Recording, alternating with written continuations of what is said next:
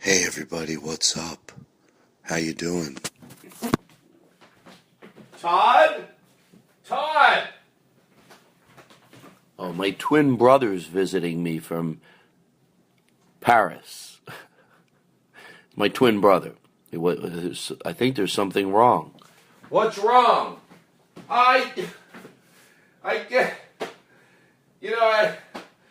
You know how hard it is to get a professional website online quick. It's impossible. I don't even know what to do anymore. Guys, hold on. I think I gotta go help him out. Brad, what's wrong? I feel like it's hard to get a website started. Professional, anybody can do a shit website.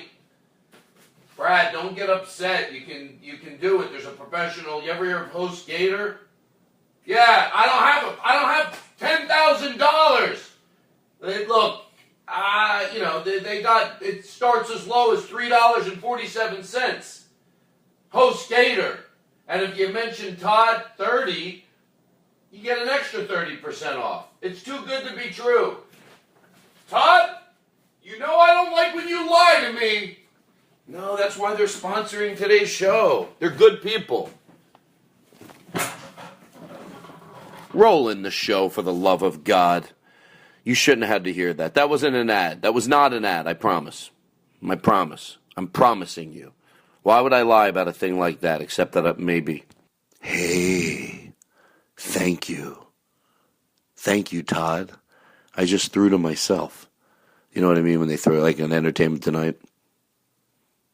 Thank you, Brian. You're welcome, Karen. You know, the weather out here is... So, I'll see you guys in Dallas. You know, I was supposed to be there last week, but I had to, we flipped it. The Improv flipped it on me. It ends up, I think it's probably good. I'll see you on the 12th. Just doing the 12th, 13th, and 14th in Dallas. Not the 15th. Not the 15th. So, I hope you're enjoying the snow, Dallas. Right now you're listening going, We're not. I bet some people are. Some people aren't. Depends what you do. And then I'll be in D.C. in January at the Improv. It's all fun stuff. Today's show. Rob Gleeson is back, and Ian Karmel, and it was as fun as it was the first time. They're great. I'm not going to go off again. You know the way I feel about these guys, and they're like there's just certain guests on the show. They do, you know, it can't go wrong because they're all funny and kind and silly and it's therapy. It truly is therapy. I hope you enjoy the show today. I don't know why I'm whispering. Probably because I feel mellow. And Lynn is in studio, Lynn Shore, and Gabe is on horn. We got 2 horn players today. And you'll find out who's there. I don't got to tell you in the pre-show. Alrighty. Enjoy the show. And here we go. Roll it in, Aristotle. Oh, no.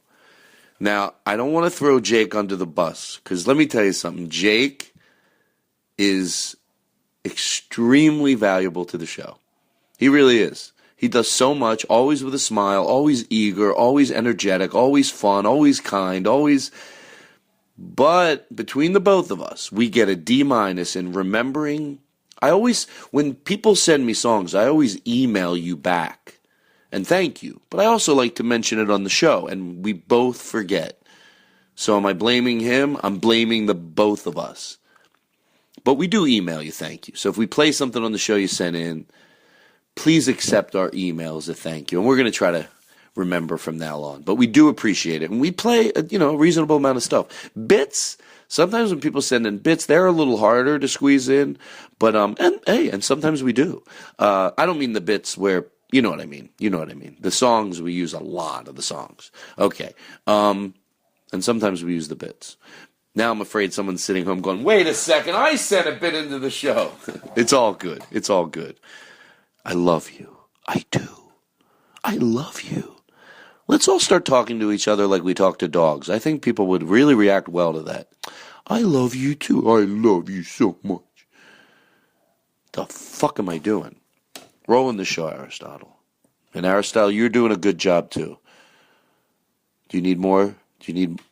You're great. Look at you every week coming in there, doing what you do.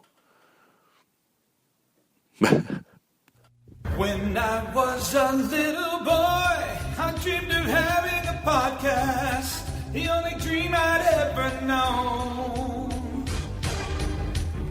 It's all I ever wanted, yeah, I wanted a podcast. Now I've got my own show, and it gets better every day, and it gets funnier in every way, and it gets deeper, that I can say. Do I love it? My oh my podcast show is mine. Yes, I love it, I can say. Hi, everybody. How's everybody? I am so excited. This is even Aristotle could tell you, because you're excited about the show, aren't you? I go, or yeah, you did. Oh, Neil did. Somebody said it. Who the fuck cares? I'll close this whole show down right now. Okay, so Gabe did. Gabe, the horn player, said that you could tell I was excited. So let me say who's here today. Now, Gabe, you were here last week. It's always exciting to see you. But Lynn, the musical director, does not come by. He hasn't been by in a long time. So Lynn is here.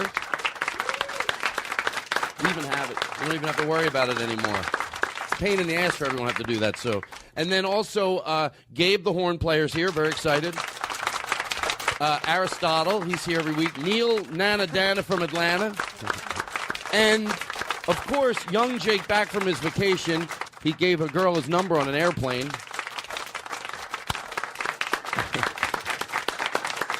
and then you don't want to get too excited about guests because, they hurt somebody else's feelings. But you both, if you heard the opening of last week's show, I had so much fun hanging out with you guys on the last show. It was, so exciting, and it was a lot of fun. So Rob and Ian are back. Well, Rob Gleeson and Ian Karmel.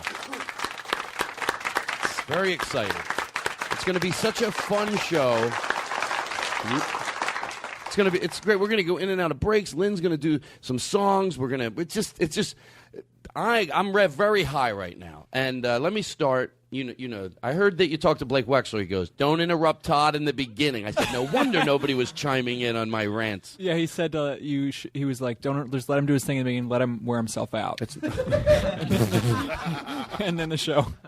You know how many people came up to me? They're like, "That layered thing had me laughing so hard." Oh, really? Yeah, because they're like, I never really thought, maybe for a guy too, it's funny for us to, yeah, hey, we got to do what we got to do too, So, okay, let me start off, and I will.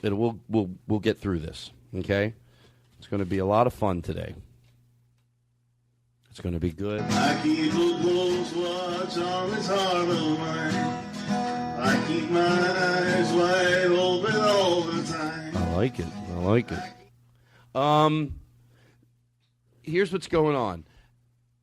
I was at Helium. Now, let me say something. Sometimes you preface, "Oh, my God, Rob's sick. What's wrong?" I'm kidding. Huh? You were going to sneeze, it looked like. Yeah. And I was overreacting. "Oh, my God, Rob's sick. Jake, do something. He's a star."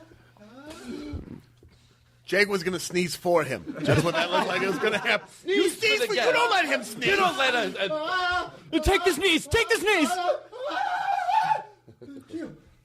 Okay, so here's what happened. Mike Tucci, you're a good man, hung out with you over the weekend, and then when I got back, I'm like, I know what Mike Tucci that is. Let me explain something about Helium. I had so much fun, and anybody that went to the show, so there was one woman that yelled out, and I had to yell at her, but that was it. The crowds were so good. If you were at those shows, especially the podcast people, that I don't know how to say it, but maybe this is one of the waitresses at the club said something, and I'm being very genuine when I say this. She goes, the people that came for your show, she goes, they're really nice. And I was proud of that. I was like, I really appreciated that. And then a few of them said it over the weekend, and they would repeat it Friday, and then they would say it Saturday. And I would like that. I would like to think that the people that come out to see me, hey, plus I think the built-in audience that Helium has is a really good audience. But this explains the podcast audience. Saturday night was the first time I didn't smoke pot all weekend. Nobody had it. I don't bring it. But Saturday, somebody from the audience had it. They asked if we could go outside, and we did. There's a side alley there, and there was like 10 or 12 of us. People, you start recognizing some people that come to the show. A lot are podcast listeners. It seemed like a group of 12 people that I pretty much knew everybody, even not by name. But you two were here last time. I remember that guy and his girlfriend. And we smoked pot outside, and I didn't want to go back outside to go back into the bar of the comedy club, so I wanted to walk them through the showroom. Through the showroom aggressively and then into the bar, because it was at the end of the night. It was after the late show, and I didn't want the staff, who was always so nice, to think, even though they would have been gracious, that I was now coming back into the comedy club with 13 people, and they would have been like, oh, we're trying to clean up.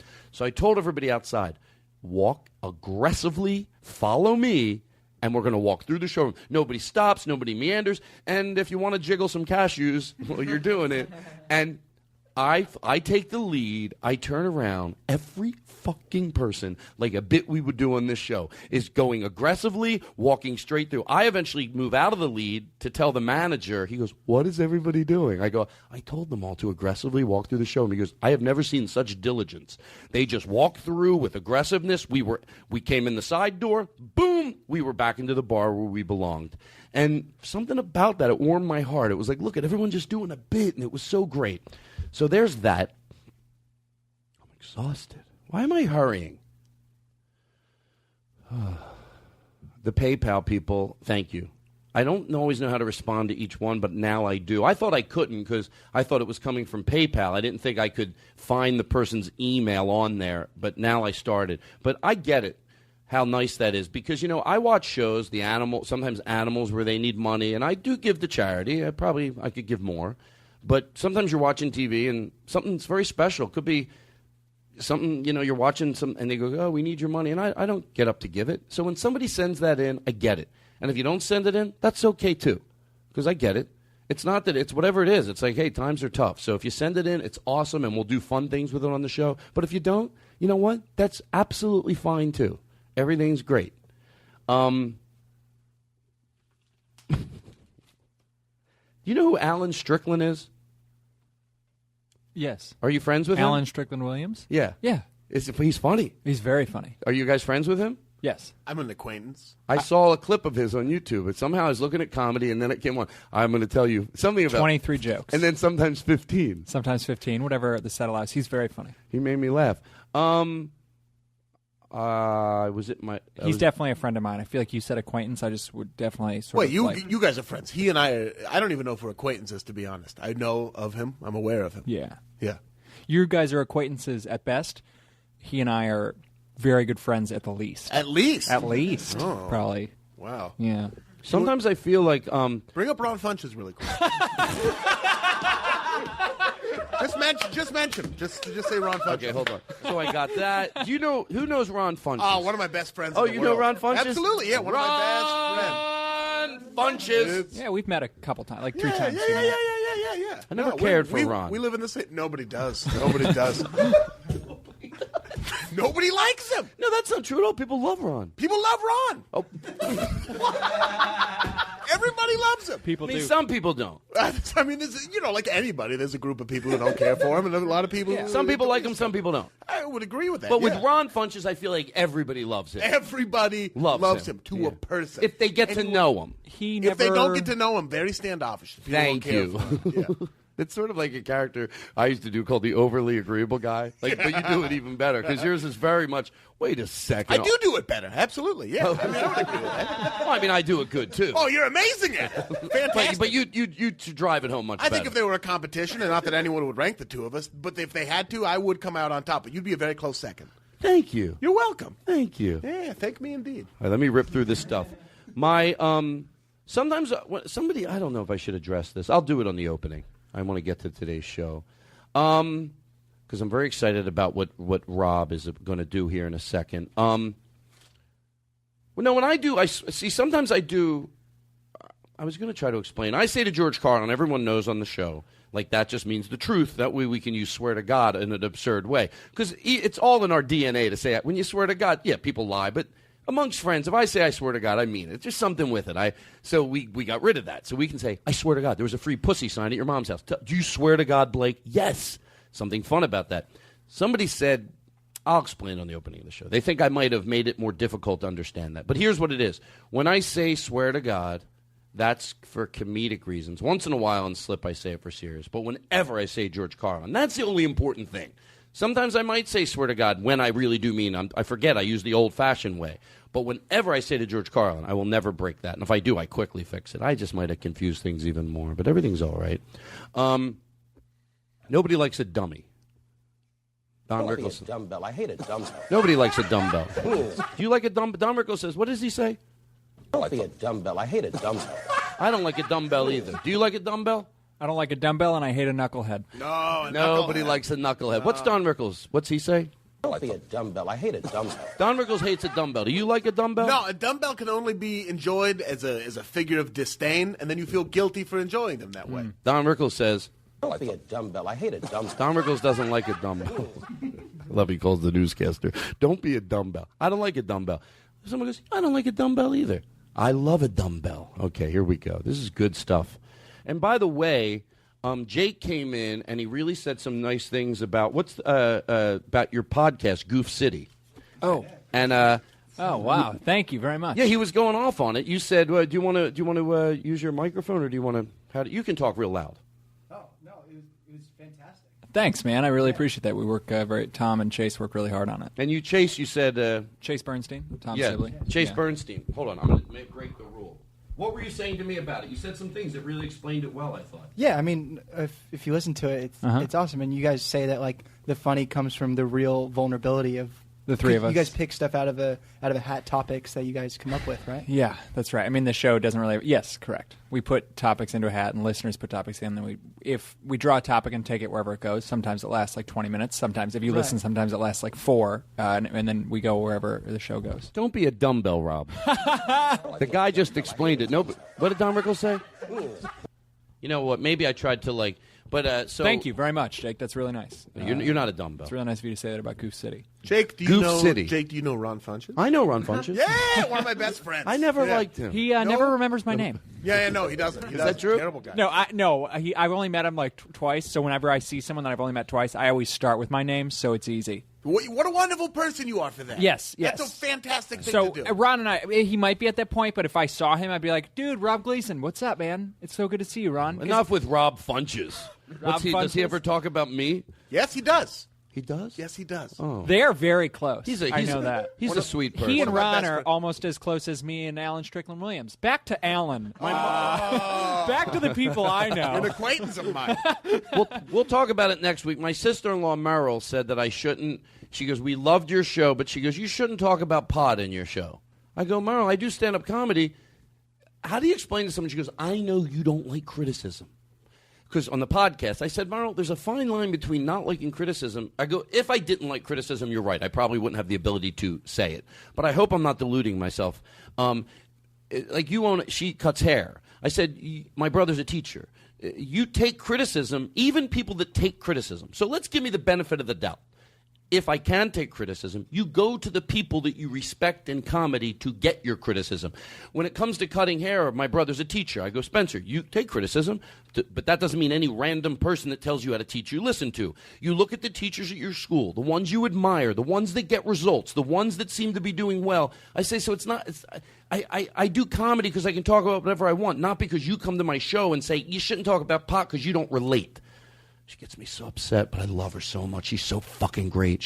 When she enters a room, and that's why I put up with this, she's a great energy. Like she'll go, the mashed potatoes look great. Gets everybody excited, So there's Meryl. Okay, here we go. I want to do 2 things. I got this out of the way. Helium, you were great, and everyone's fun. Who sent me this letter? What's their name? It's such a nice email, and I just wanted to say I responded, but Shaman. It was a very heartwarming email. It was just very nice. It wasn't even that deep, but it was just, you know what you wrote, and you're very sweet. You and your friend, if you know what I mean. I want to do two things here.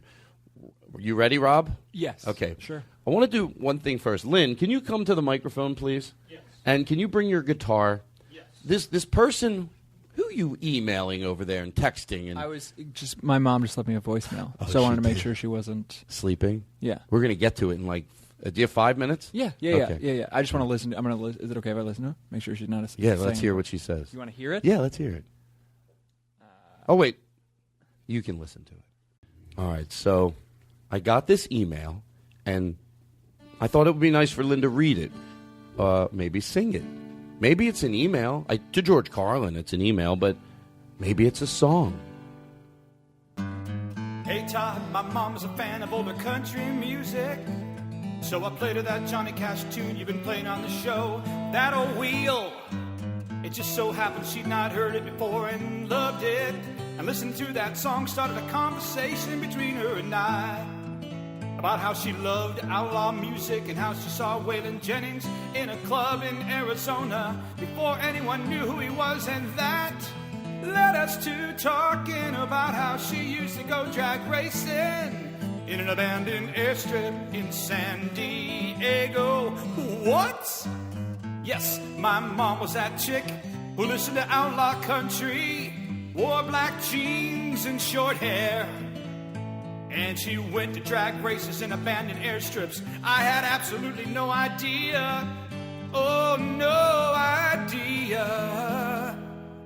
I said after the conversation, so, you were pretty cool, huh? And she said, you bet your ass I was. She said, you bet your ass I was. You bet your ass I was.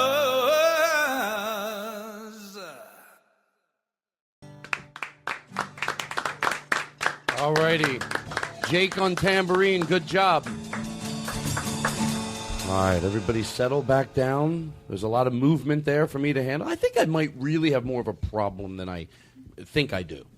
Because movement, it's like, I think I need to be in an institution with everything screwed down and just me sitting in a chair. You are an institution. Oh, it's the nicest thing anybody's ever said to me, I think. I don't see any of these other people chiming in.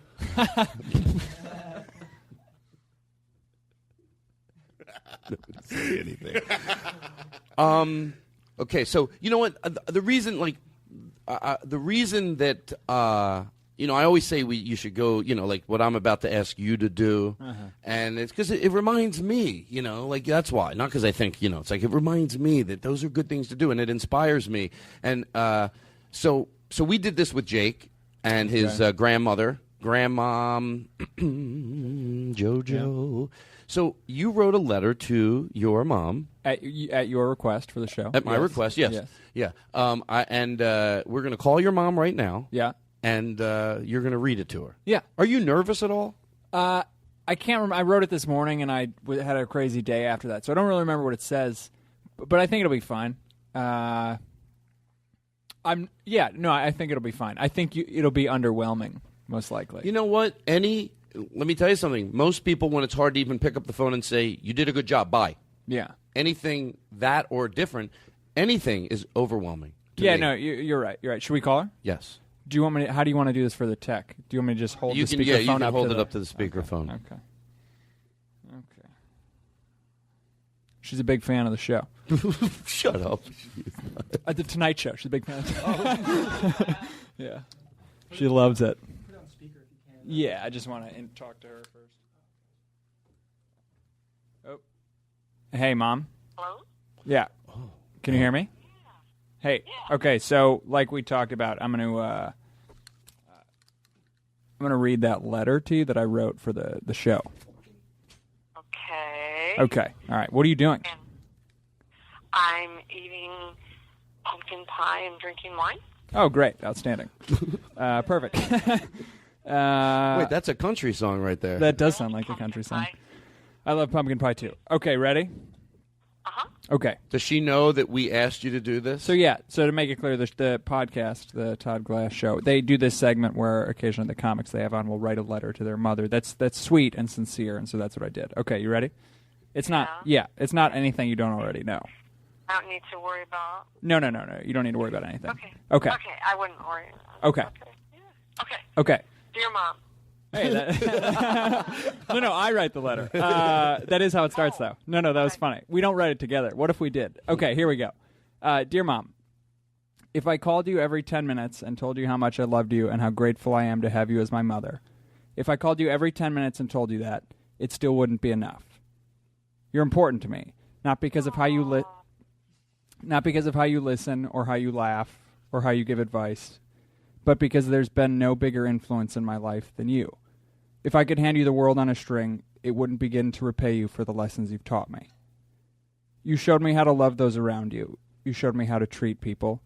You showed me how to stand up for myself. You showed me how to love others as if they were family. You showed me what patience looked like. You showed me that what matters in life is not what you do, but how you do it. In return, any success that I have as a comic, as an actor, as a brother, as a son, as a boyfriend, as a husband, and someday as a father, is because of the values that you instilled in me. And any failure that I endure is because I didn't more closely heed your advice. Whoa. I know my love and gratitude is not always apparent. I know I get impatient. For example, when I have to show you how to attach a photo to an email. But please know that even when you can't see it, there's no force in my heart greater than the love I have for you. The truth is, there's no way a son can repay his mother for the lessons she's taught him. But if I had to start somewhere, if I had to find a way to truly express my gratitude, I would call you in 10 minutes and read you this letter again. That was really sweet, honey. That just made my day and my month and my year and my life. And okay. That was so sweet. Well, thank you. Thank you for letting me call you and do it on the show. I hope you have a good night, and I'll talk to you later this week. Okay. You're a great son and person, and I'm very, very, very, very proud of you. Thanks, Mom. I love you. Okay, love you. Bye-bye. Bye-bye. Ah, how sweet is that? Huh? How sweet is that? And I love, by the way, why am I coming in post? Because, I'll tell you. First, I love that his mom was having a glass of wine and some pumpkin pie. Because we were in the studio drinking hot chocolate with whipped cream. You can't have any more warmth than that. And then Rob reads that letter. It was everything I wanted it to be. And I want to thank the Signs of Happiness that inspired me to do this. Oh my God, I sound so serious. Why am I whispering? You know why I'm whispering? Because it was such a gentle, nice letter. I don't want to come in like really loud. So here's what we did. So you heard a little while ago when Lynn did the Emailers song on the guitar. And then we're going to do another one right now. But he went into the studio and did them both later in post. So that's, I don't know if you noticed from the guitar one, maybe you didn't, but that's why I'm coming in, because we're like, it was hard to edit it in, so I wanted to come in and say it. So there we go. So here you go. Lynn, take it away. You know what we should call this song? A glass of wine and a piece of pumpkin pie.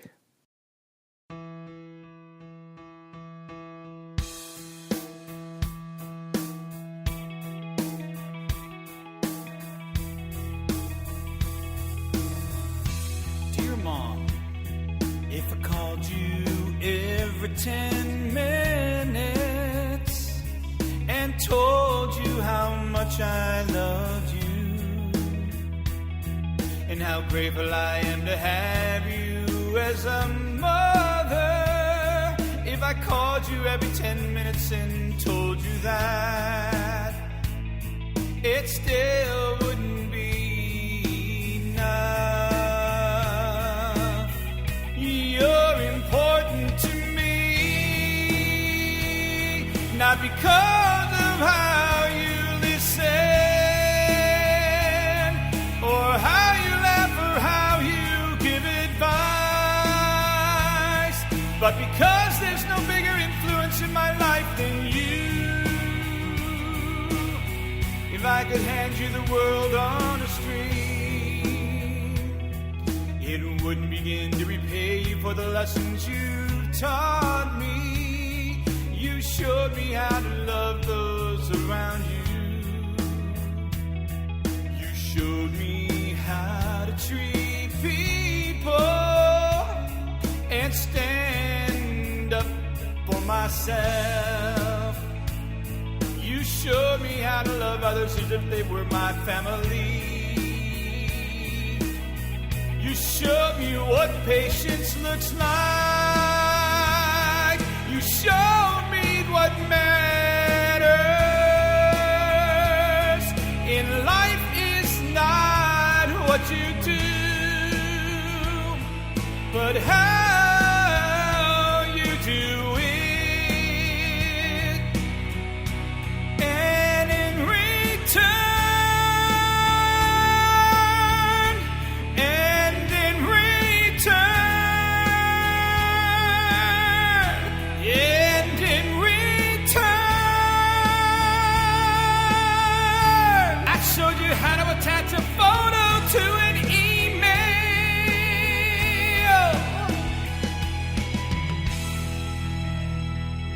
Any success that I have as a comic, as an actor, as a brother, as a son, as a boyfriend, as a husband someday, as a father, is because of the values you instilled in me. And any failure I endure is because I didn't more closely heed your advice.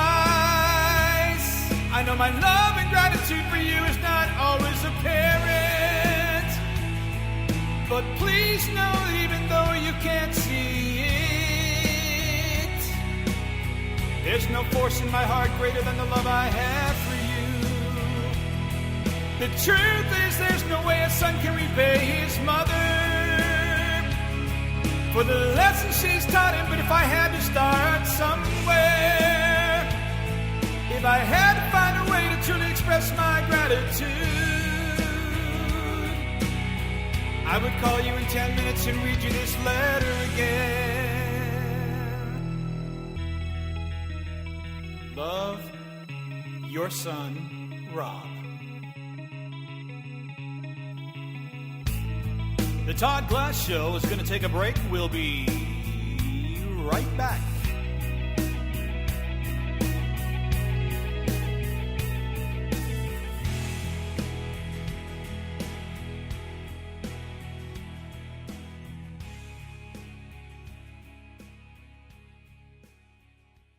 Yeah. Lynn took us to, well, I guess you just heard. Lynn said something interesting, because I went over to Lynn when we took the break, and, 95% of the time when we do this show, I am able to, with all the chaos in here, I'm able to feel super, super comfortable. So it does happen.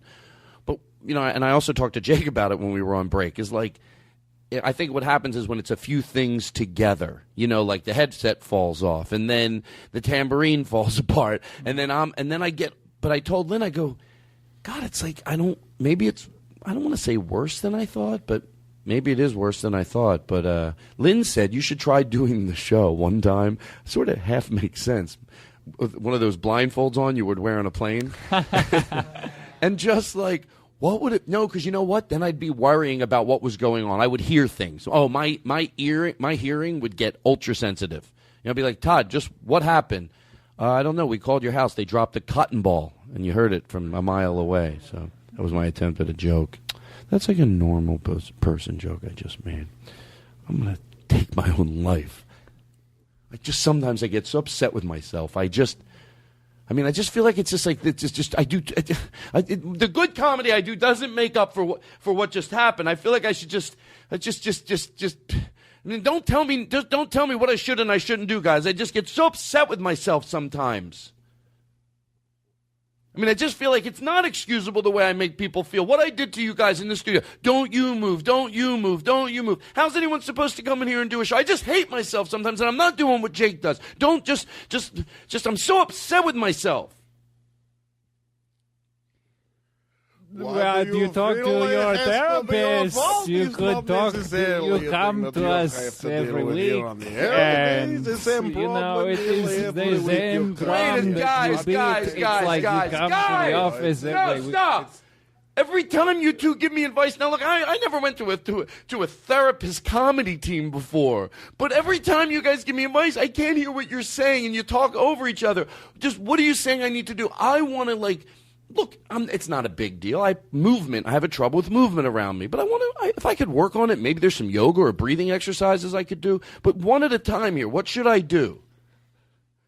Honestly, there first of all, to call us a comedy solutions that you could Yes, take. we're appearing We this are weekend at the team Comedy Store, therapists. but that We does not do necessarily comedy mean we're a at one point, but that comedy is not what we are here for. It's a Is physical to exercise that one talk could do comedy. to Right sort now of, is the time we spend get for around you these sort and of your anxiety issues problems. and what is wrong with There's you. some yoga, but that's not going to solve the entire issue. What they More say fun to about... do. Is it? Oh, all right is here.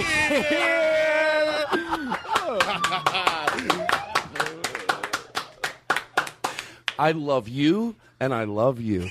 Just seamless, right in. And by the way, I did not know, to George Carlin, that was a siren that was on the computer. Really? I thought it was outside. Even though we had talked about it before the show, I thought, oh, well, coincidentally, we get something. Why was that coming through the house? Because it sounded like it was outside. That was great. Oh, my God. A tag team therapist. I don't know what to do first. You know what? Let's do your intro. Okay. We have a few intros for you. What? Christmas in July. Christmas. Actually, it's December. Christmas in. It's literally the right month. And it would have been so it would have been so easy to say Hanukkah, and I'm a little hurt. It would have been. Because It is literally the seventh day of Hanukkah. Hanukkah. By the way, happy Hanukkah. Thank you so much. Yeah. Did something? How about you? You want to write a letter to your mom for next time? Or your Sure, dad? I will. My mom knows how I feel. You know what I mean? I don't need to. I met your dad. You're an You did. open book. I I'm feel like you're an book. open book. I'm the whole Do you open get book. that? Yes. Yeah. Which is it's a lot of love pouring out of Ian Karmel that you can feel the Thank energy you. and the heat. Oh, that's so nice. Yeah. Well, especially when I'm here, it's so easy. It's so easy to be open with love. It's a very accepting environment. So That's nice to hear. It's easy for someone here. It's not everywhere. I like you two so much. What did you just say? He said it's easy to be warm and loving in this environment, and I was like, well, at least it's easy for someone. Yeah, someone that's not getting yelled at. Yeah. What you're about to say, I like you two so much. Well, I like you two so much that I don't want to see you guys every day, because then I'm afraid, although me and Lynn have known each other for a long time and still both get excited. When I'm going to see Lynn and Teresa, I still get giddy. I know we're going to have a good time. So, maybe it wouldn't. But I was going to say, I don't want to start hanging out with you guys every day, because then it won't be, so exciting. But right now, the two of you together, it's like fucking Fun City. It's fun. It is Fun City. It is Fun City. It's fun to be back on the show. When you texted me, we were talking to Ian and I were talking about this. When you were like, hey, I was wondering if you would come to the show again this week, I was going to say yes, but I was like, oh, I hope it's with... We were both secretly wishing that that was up. I was like, I'll come by myself. Of course, it'll be awful. But then Rob was here. Once I found out Rob was here, I've been grinning since I've been really excited for today since all week. It's been great. Yeah. And Neil Nana from Dan Atlanta, Nana, Neil Dan Atlanta, Nana. Neil Dan Nana. What a special surprise. So you bite into a cupcake, and in a cupcake, you bite in the middle, comes it's a $100 bill. And Neil. And Neil's holding it. It's like if you were... He's holding it right there. Yeah. If you were eating a cupcake and then you bit into it and then Neil's in the cupcake with a $100 bill? $100 bill. And here's the other thing. Neil didn't eat any of it. It's still your cupcake. He brought his own. It's a small He took a bite out of the $100 bill. He did. But it's not more than half. No. Just a little bit of you paper. can still use it. I mean, don't take it to a liquor store. They're going to look at you askance. When you bring it to a bank, they give you a new one. It's not a problem for them. No. They know they're... my father works. He works with a lot of offshore banks. Absolutely. Oh, Ask me what he does. He's probably. Is he in the? He works with a lot of offshore banks. He's like a financial expert. Financial expert. He's a janitor in the Cayman Islands. Yeah. Is that a joke? My brother just got back from Iraq, or where is it? Iraq? Iraq. Yeah. Is this an old joke? My brother just got back from Iraq. And then you go, yeah, he stayed. He said it to Rich Carlton there. It was really nice. That's yeah. That goes back. I gotta go. My ride's here. Okay. Not so much with me. I'm gonna leave that to you. That's still good. Oh, I do it, nobody laughs, but when you do it, everybody laughs. You ready? So let's do it again. Because for some reason you go, okay, do it. My grandfather has 2 wooden legs. There was a fire at the house, and he burnt to the ground. My ride's here. Oh, would somebody call me a cab? Oh, now you do it. Now me do it? Yeah, and then everyone laughs. So I'd say a bad joke. Yeah, but everyone likes when you do it. Like Okay, when I I'll do I it. feel You like ready? no one liked. Did I do it wrong? I'll show you. My ride's here. I don't get what was Go ahead. funny So, about anyways, there I was at the bar, posted up, talking to some hoonanny, and next, sorry, my ride's out front.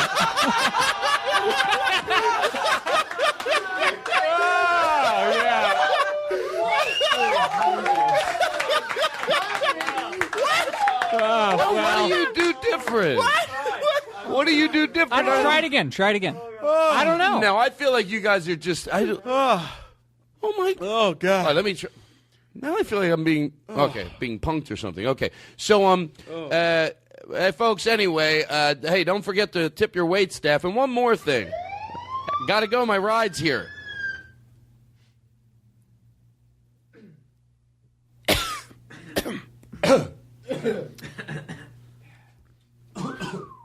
So is Hey, I'm gonna take off. My ride's here. Oh, there's no way.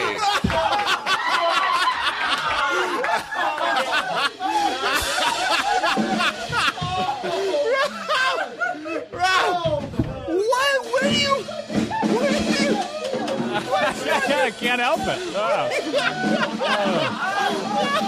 You guys are a great audience.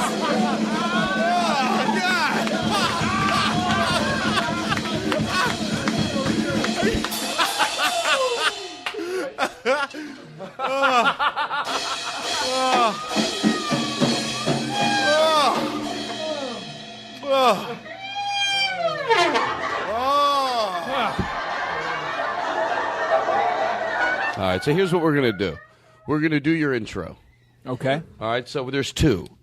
Let's do this one first. Here we go. Tell me if this sounds familiar. Ian Karmel. Wait, wasn't he just on seriously? Was that just last week? But it's great. All the bits still lay to waste. Talking about the taste of January. He's back again on this week's Todd show. And stop the press. Is it also him again too, Rob Gleeson? We're glad to have him back, but don't forget. Hold on, click The show he did that I mentioned last week. Let's listen to that Todd show again. Todd show is gonna roll on Friday morning when it does. Neil's here too. You'll be grateful you were born, don't you rush. Take the time to give your trust. Comedy's a must, jump right in. And listen to that Todd show again. Take it away, guys.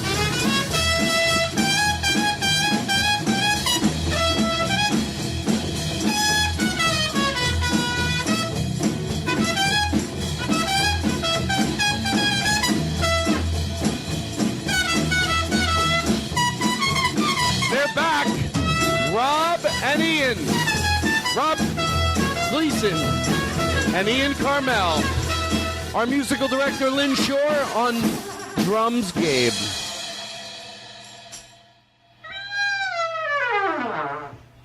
It's that horse you were talking about. You were telling me about that. Oh, yeah, the one I've been dating. Yeah. Guys, Todd's old roommate. Todd's old roommate. Yeah, talking to Carl. Carl's old roommate. Yeah. Out. Oh, my ride's here.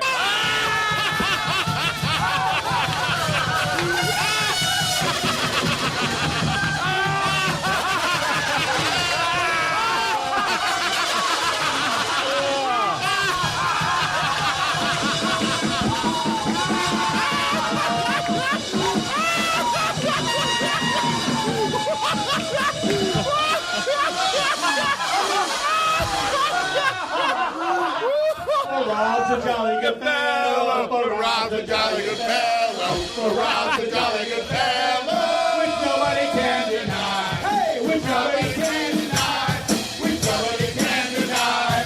For Rob's a jolly good fellow, nobody can deny.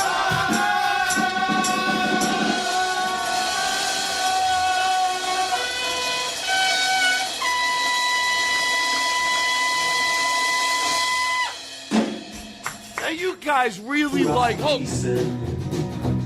We're glad to have him back, but don't forget that commercial he did that I mentioned last week.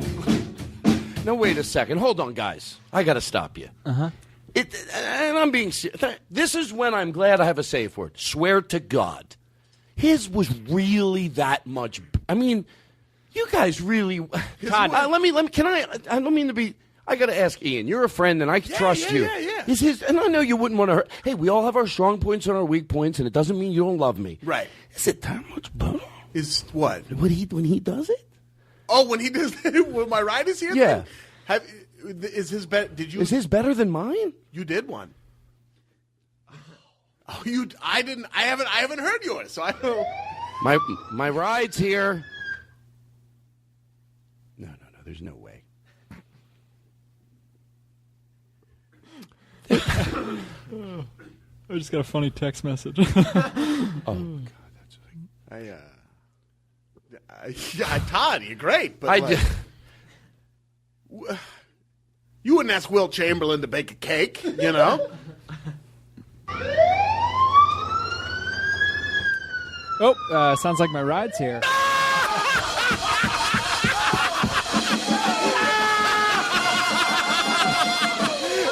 Rob's the funniest guy in the world. Rob's the funniest guy in the world. Rob's the funniest guy in the world. He's the funniest guy in the world. The funniest guy in the world. The funniest guy. Oh, Rob's the funniest guy in the world.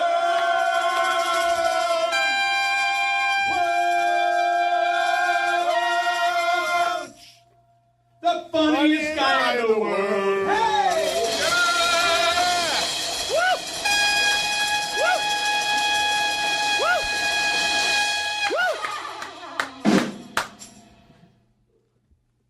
All right, I have to just be okay with it then. Can we try something? Can we try something really quick? Yeah. Well, I'm not. I don't want you to feel bad. I've been.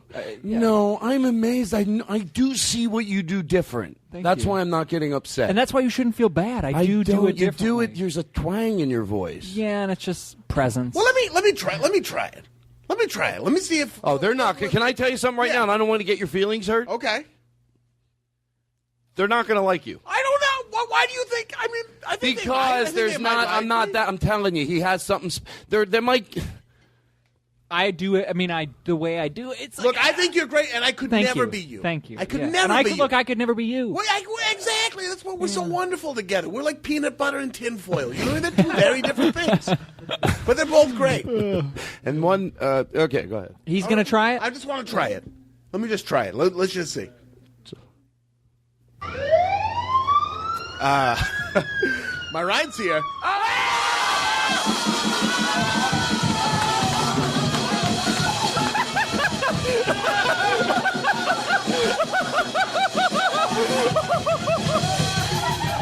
Ian Karmel is the funniest. Ian Karmel is the funniest.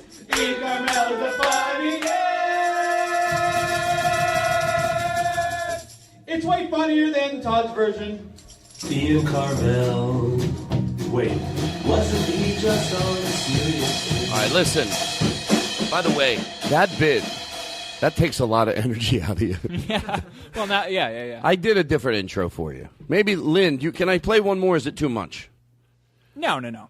Okay, Lynn, can we do something maybe a little, this here? You want to start it over? Oh, Ian and Rob. Ian and Rob are on the show tonight. They're here tonight upon the Todd Glass Show. Oh,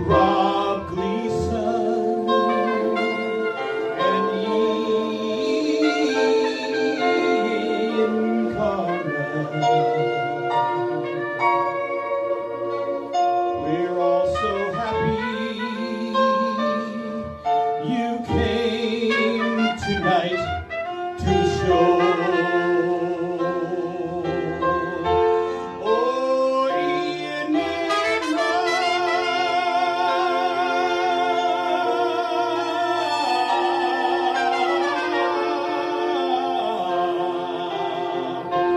Oh, Rob and Ian. Rob and Ian.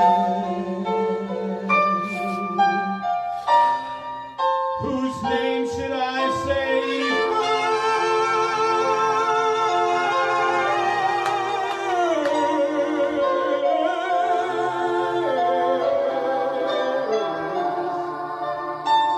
Is it Ian and Rob? Or is it Rob and Ian? Ah, fuck it, who cares?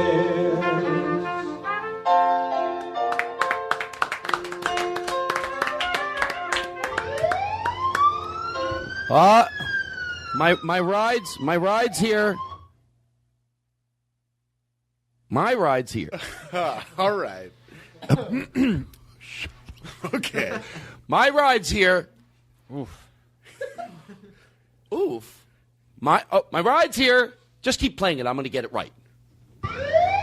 My ride's here. Oh, my ride's here. My ride's here. My ride's here. My ride's here. All right. Let me tell you. Play guys. it again, the siren. Hold on. I'm sorry. all right. My ride's here. My ride's here.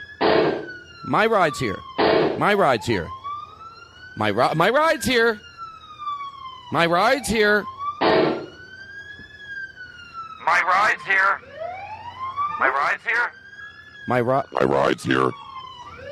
All right. It's not. This is like open mic night. Rob. Oh, honey, I thought it was. Hey, Rob, I don't know about you, but you know what I wish? What do you wish? I wish my ride was here.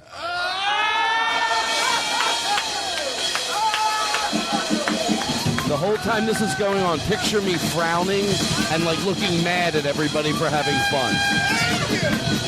I'm just hating it.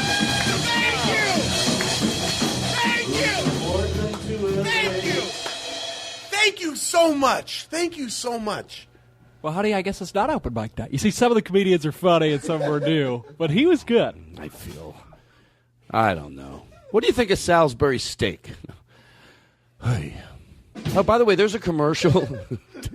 This is true. There's a commercial, and it's for Sears, and they're pulling into a parking lot, and it says they go, oh, let's park here. I swear to God, to George Carlin, this is true. Let's park here. She goes, the movie theater is on the other side of the mall. And one girl goes, yeah, but there's always plenty of parking at Sears. Now, when they get into Sears, they realize how hip everything is and that there's a lot of great clothes. But it's still acknowledging there's plenty of parking at Sears because it's Sears. A lot of stigma. Do they get that in the ad, you think? And they went, fuck it, we get the joke, or do you think it was missed? I think they're trying to make fun of themselves. I think so. I hope so. I hope. Yeah. Oh, then I like it. The problem here at Sears is everyone still thinks we sell plows and snowshoes. Oh, that's not true, is it? No, that's the problem. Wow. Out in the world there, they don't think that Sears Roebuck is a modern-day company. We need to change that perception right away. Well, we need an ad with two ladies in a car pulling to the parking lot. Now, wait a minute. Two ladies driving? You mean to tell me two ladies behind the wheel of an automobile? That's right. Not voting, but driving. Sounds like an ad for insurance. No. You're getting there, but one thing we can ensure is when you get to Sears, it's going to be the hippest brands that you can find. That's right. Craftsman tools and Kardashian brand clothing. That's right. All the latest and celebrity. I'm sorry, I didn't mean to interrupt you. Oh, you didn't at all. Go ahead. Are you jealous of my phone voice? Yes. Who wouldn't be? Plain and simple. If I could get a device that would make my voice sound like that, I might check at Sears Roebuck. Hey, you know what?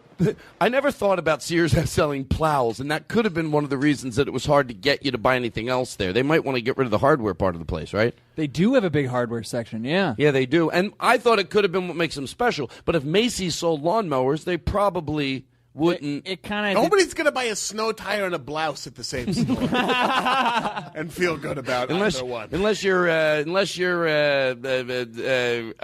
Lynn's mom. I don't. Now, see, you can be funny too. That's funny. Oh, maybe it's just for Todd's a jolly good fellow. Well, not that. It wasn't like a Gleeson. I got to get organized here. I don't know why that this song. What do we do? There's something funny about. Hey, is there a store where I can get a tire iron and a tankini? I just want to go to one place. Have I got the store for you? Sears Roebuck. That's right, the store next to the empty parking lot. Mosey your way in and open up a line of credit with Sears Roebuck. Not only can you leave with a tankini and a tire iron, but also a brand of socks so warm and comfortable that your foot will beg to be chopped off your body so it can start a life of its own, start a family, and raise children in a good Christian manner. I hate to do. What's a tankini? Even though I fucking love the way it sounds. Tankini is like it's a here. Oh, it's a half shirt. It's a half shirt. With bikini it's a half stripes. shirt. Yeah, with bikinis. And girls wear them, right? Yeah, usually in maybe like a swimsuit. It'll be like a bikini top swimsuit, but it hangs down. A man can wear them if he has rollerblades on. Sure could. I don't. I never wore the half shirt. Luckily, I didn't. That was never popular when I would have been. Well, it probably was. I just never wore one. You know what? I'm a little strapped for time, and I need to pick up. Oh, God, I need a new dishwasher and some ice skates. I just don't have that much time. I don't know if I can go around town. I need a dishwasher and some ice skates. Oh, can I catch a ride with you? I need some jumper cables and a bag of cotton candy. Oh, there you go. Oh, that's the one I was gonna do. Well, I wasn't gonna do it exactly, but I was thinking of their candy place they have. I was gonna go. Fuck, guys. I need to get some light bulbs and caramel fuck those gummy sharks. Gummy sharks. I need to get. Hold on, let me think of something. Hold on. Oh, guys, what do you need? I need to get a propane torch and some caramel chews. It's the caramel. I can't say caramel. Karmel. Ian Karmel. Where'd he move from? I'm not even sure. Kansas City. Moved from Kansas City. Moved from Portland to LA. That's not right. No, that's not right. He moved from. Oh, I feel bad now. Joe, the guy who makes this song, is feeling bad because you moved from where? I moved from East St. Louis. And then make his job hard. Oh, the truth is, you moved a few places. I moved from East St. Louis. So the truth is, you didn't come straight to L.A. No, I spent some time in Anchorage. So hold on, let him, Joe, start taking notes. So the truth is, Karmel. Hold on, no, that's the old way. Moved from East St. Louis to Anchorage, and then he spent some time wandering around Western Canada. Then he found himself running a barber shop in Pierre, whichever Dakota that is. And then he has to make this a song. Yeah. Now. So that's your new song to make, Joe. Yeah. I don't mean to give you orders. I don't mean to give you orders to. Then there was that time I existed as nothing but a ray of pure white light, and then I existed everywhere and nowhere at the same time simultaneously. Right. If you can work that in. Did you guys know this? The Todd Glass Show. Voted number 1 by the Podcasters Association of America. No big deal. I want to play this. Oh, I feel so much better. I feel great. Can I ask you something? Yes. Is that true? What? That you were voted number 1 by the podcast? No.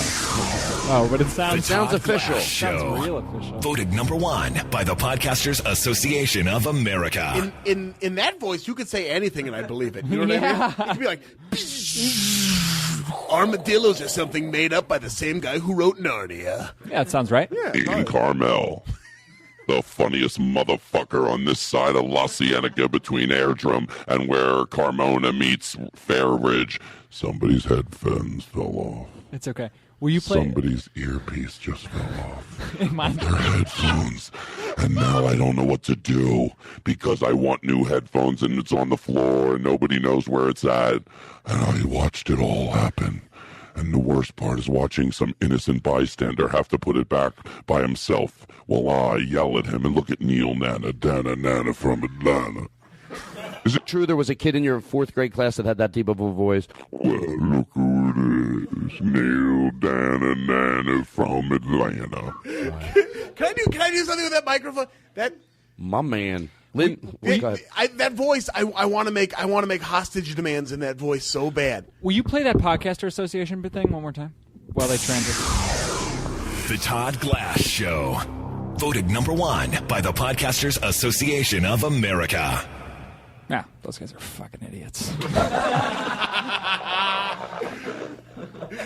Hey, thanks for having me on. Hey, are we on air? Rob Gleeson. You've seen him in that ad with Will Arnett.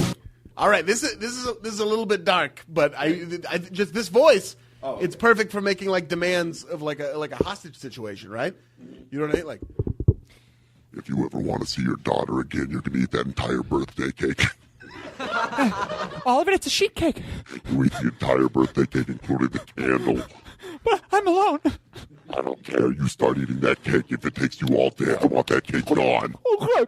I'm working on it. What does it taste like? It's an ice cream cake. What kind of ice cream is it? Chocolate chip. Chocolate chip. Chocolate chip ice cream. I gotta stop, but I want you to keep going. I need to understand. So what's happening? You're calling this... Hold on. You can leave that over there. I'll just yell. I just want to see my daughter. You're calling the house, and your daughter, you have their daughter, and how'd they get the cake to the house? I've got a webcam set up. Oh, and you dropped They've got a webcam set up. Yeah. And you want to see... Okay, go ahead. Okay. Okay, I want you to open Skype. But I feel like...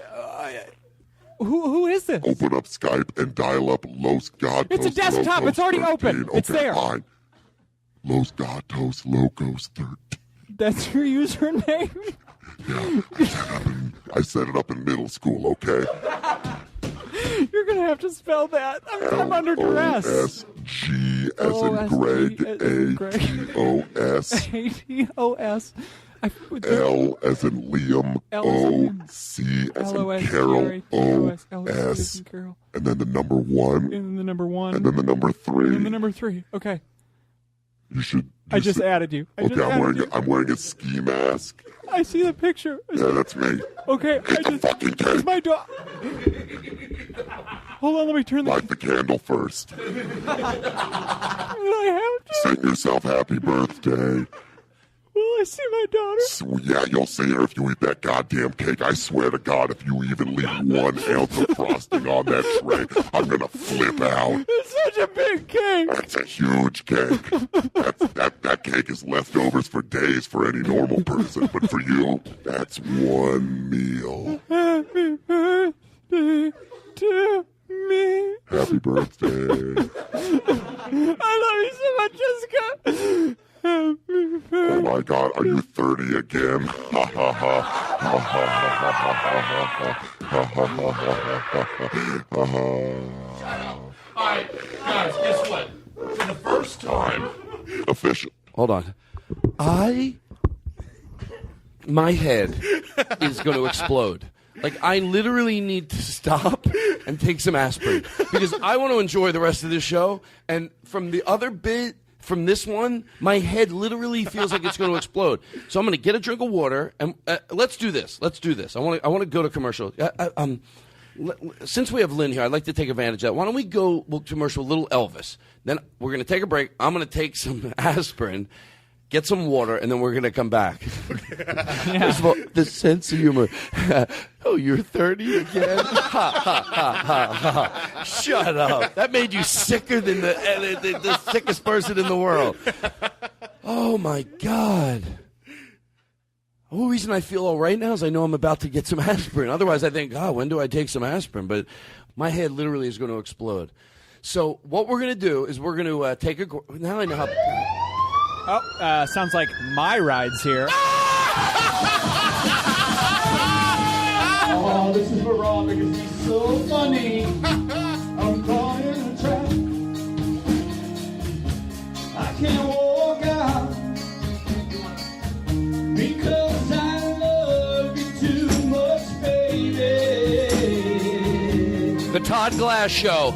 Yeah, Ian and Rob, you're doing a great job. You're making ties that split. We need some aspirin.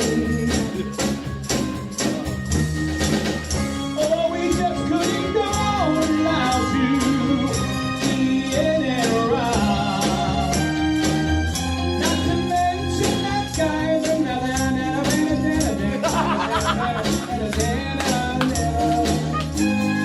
and young Jake. He's here for everyone's sake. And David's playing trumpet for you. There's Aristotle.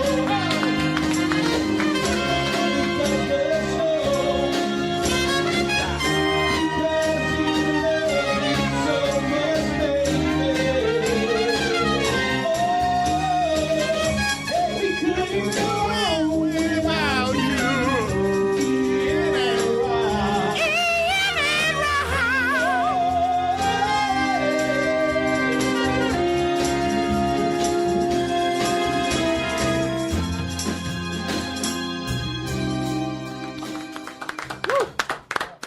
Good job. Wailing it out. You know what I realized the other day is that you guys are a part of something very special, Rob and Ian. We're sitting here. What are we drinking? Hot cocoa. Hot chocolate. With whipped cream and Baileys, and you have what? I got a touch of Malibu in there, but I got a touch of Malibu in everything. That was so great. I feel like we're at the beginning of celebrating Christmas. Chestnuts roasting on an open fire. Jack Frost nipping at your nose. Yuletide cares being sung by a choir, and folks dressed up like Eskimos. Everybody knows a turkey and some mistletoe.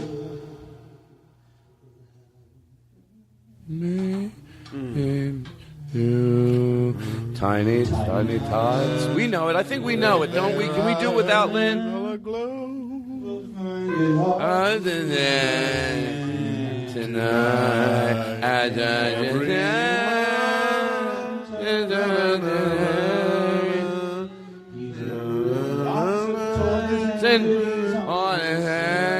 To see if reindeer really know how to fly. Ears really know how to fly. So offering this simple time. So from 92. Although it's been said many times, many ways. Let's happy holidays to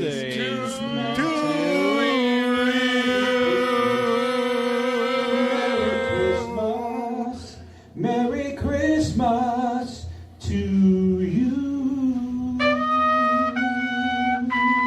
Bringing in the Christmas with Neil Hannan from Atlanta and Rob and Ian. It's a glorious day here, and the Lord has blessed us all with each other as we get together each week and get silly with our guests. Yes. And the Lord has given me a present this year early. Yes. I say, what would you like, he says. I go, I want people that are fun to hang out with, and I want to bring into the holiday season, and the Lord has blessed you too in my graces. Grace. Tell the Lord. Tell the Lord. I meant tell the Lord. Oh, you literally tell the Lord. Tell the Lord. Well, I mean, there's things I'm thankful for too. Rob, tell the Lord. Are you not that it matters. Are you Jewish or Christian? Christian. I really? mean, nobody's perfect. Fucking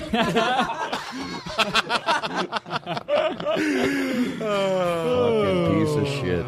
So I'll be wearing a sweater tomorrow if anybody wants to come see me. I'll just be sitting around wearing a sweater. The Todd Glass Show.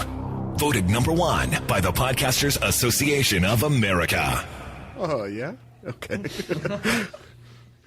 That's funny. You can just get those made. Apparently. Yeah. Anyways, first of all, I know this is what I love to do, and I get to do it. I love when I love a nuance of a bit, and that's what I like to do. I stop now and talk about it. You write me off completely. Oh, when you heard the jingle, like there's no way he got that. Which is that character is so like, oh, it's oh, geez, silly Todd with his jingles. But seriously, maybe I shouldn't do what I think. The Todd Glass Show. Voted #1 by the Podcasters Association of America. I think it's good that he can make fun of it. It's nice. That's like refreshing. Listen, I don't know. Feldman. I'm Jewish. Who is that? Caller, go ahead. It's David Feldman. All right, that's not. Take another call. Take line 3. Go ahead, caller. It's David Feldman. I'm Jewish. All right, nobody cares.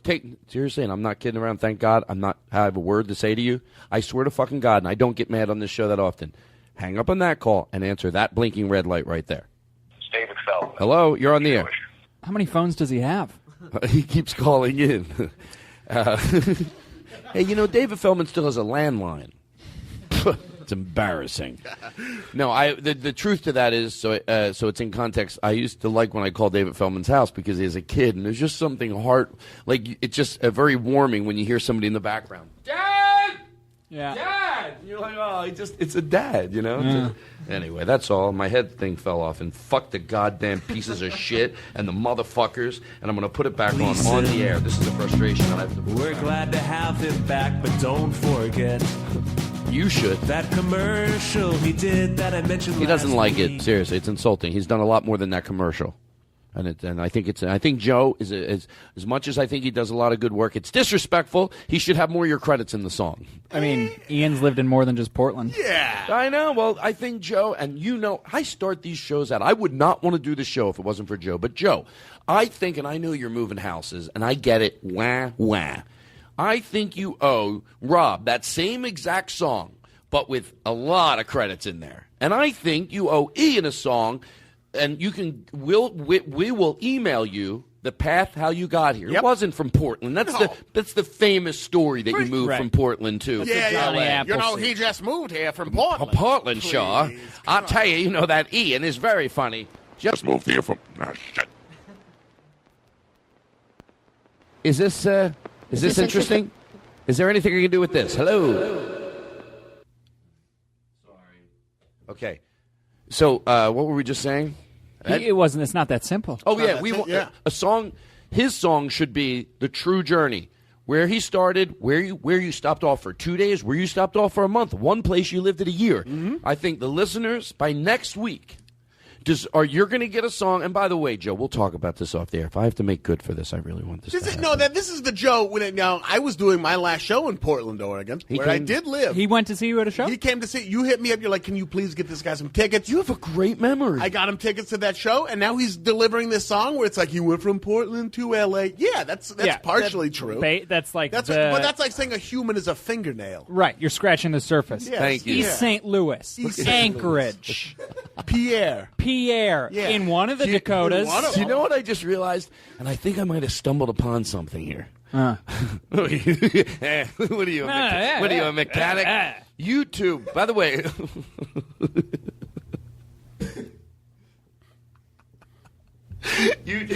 Will you remember when you said my rights here? Because sometimes it gets me. Right. That's. There's times when I'm just sitting there thinking about the weight of the world. It just pops in your head. And that's a gift for me as a comedian. I appreciate that. Yeah. Thank you. What were you going to say, Todd? What was it? Stupid. Son of a bitch. Son of a motherfucker. This is what happens. By the way, listener, when you know this happens, it's the only way I don't have to make an edit. My headphone fell off again. You can't imagine how maddening it is when you're having this much fun. It's like you have to stop and think.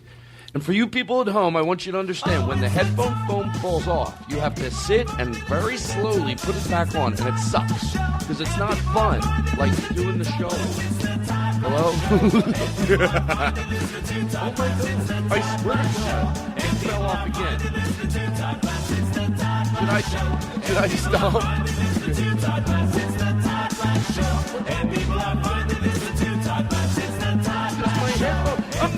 I'm not joking. I don't want to. I don't know what music you're playing in the background, but I can hear from the distance you're playing shit. So whatever it is. This is. All right, we're gonna have to take a break. Take a deep breath. You said you just stumbled onto something. Oh, I did. Your comedy stylings between the two of you. Now hold on. Let's just wait. Okay. I can get it on. Okay, get Talk it on to the crowd. Tell them some of your. While you're getting it on, a lot of people just listen to this. They don't watch it because you can't. But Lynn looks like if Kevin Spacey. Like right now, he looks like Kevin Spacey. He does, the way he's sitting. Yeah, right? And that's a compliment. I think Kevin Spacey's a beautiful man. I think Lynn is a beautiful man. Kevin Spacey's the man. He is the man. He is kind of the man. And right now, Lynn is looking, he's giving off kind of a Kevin Spacey. Calm, at ease, where he knows where he is, doesn't have a problem with it. He is. He's playing chess. We don't even know what checkers is. He got it! Todd got it! That is the worst. I hope the listeners understand, when you're having fresh air and the mildest task can seem, because all I think of is like, you know what I turn into? I'm like a little kid, and there's a bowl of candy over there. But first, I have to do a simple thing before I get to it, and I just want to go, I want the candy. I don't want to put a headphone back on. Look, you're trying to talk about opportunity cost, and we all know about the Chicago School of Economics. You don't need to dumb it's it what down you for forego us. so you can do something else. Absolutely. Like, for example, the opportunity cost of me doing this podcast is not being able to do something else at this exact moment that would be better for my career. Hypothetically, you could be at the mall staring at a sweater. That I get your comedy. Now, okay, yeah. Get back to that. By the way, I think what I'm saying, if it's either fresh air talk or I'm seeing a clarity of something. When you two, maybe I shouldn't point it out, but it's good. Like when you're two, like when we do bits on the show, you're not insulting him or he's not insulting you. All your bits are evolved of just amplifying the other person. Sure, like it's always like you agree or he makes you feel better and you make him feel better. But they're great bits. That's what. That's like a basic rule of bits. We could do that. We could do that with anything. I don't think it's going to hurt it now that you pointed it out. Oh, you're right. So I do the same thing. What? Well, I don't know that. I don't know that we do it. We do it. I don't know that you do it. Yeah, I don't. I mean,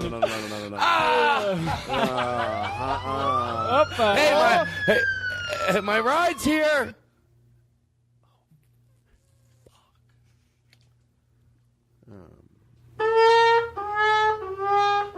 Now that's funny.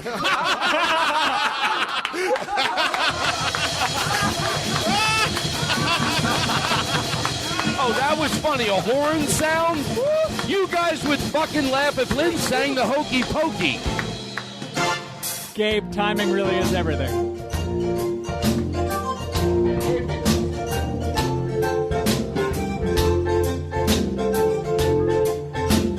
That's what it's all about.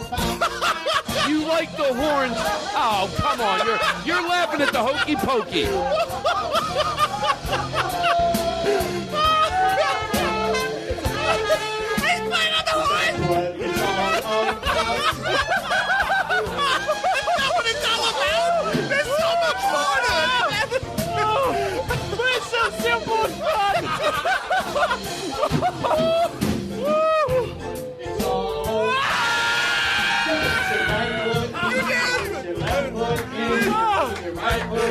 What's he gonna say next? That's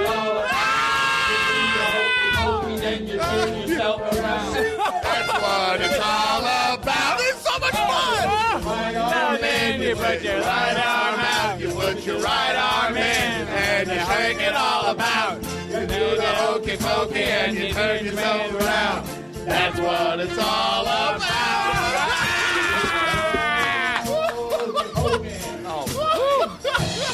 Come on, all right, come on. It's not a bit. It's like my ride's here. My ride is here.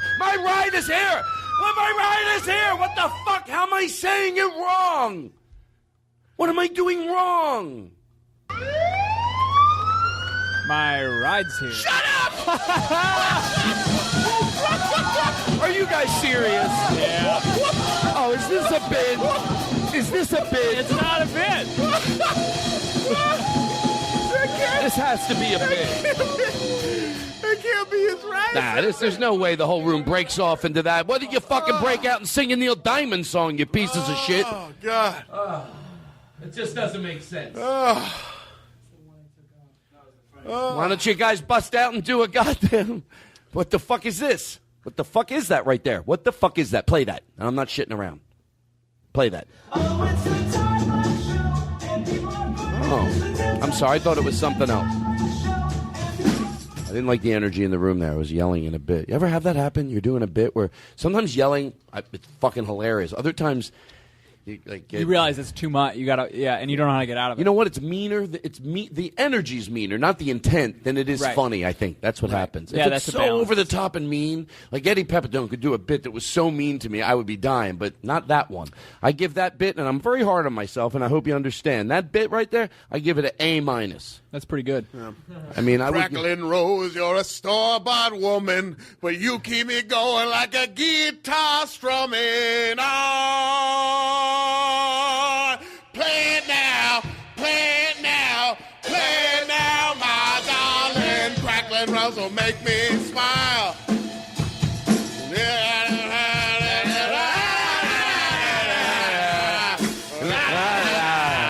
Living, hey, man, you make me feel like a guitar humming. Hang on a minute.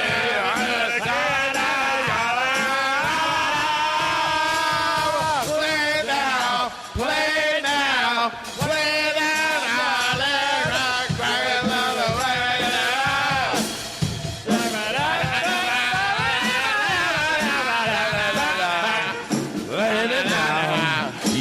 me feel like a guitar warrior. Like a guitar warrior. Play it now. Play it now. Play it now, my darling.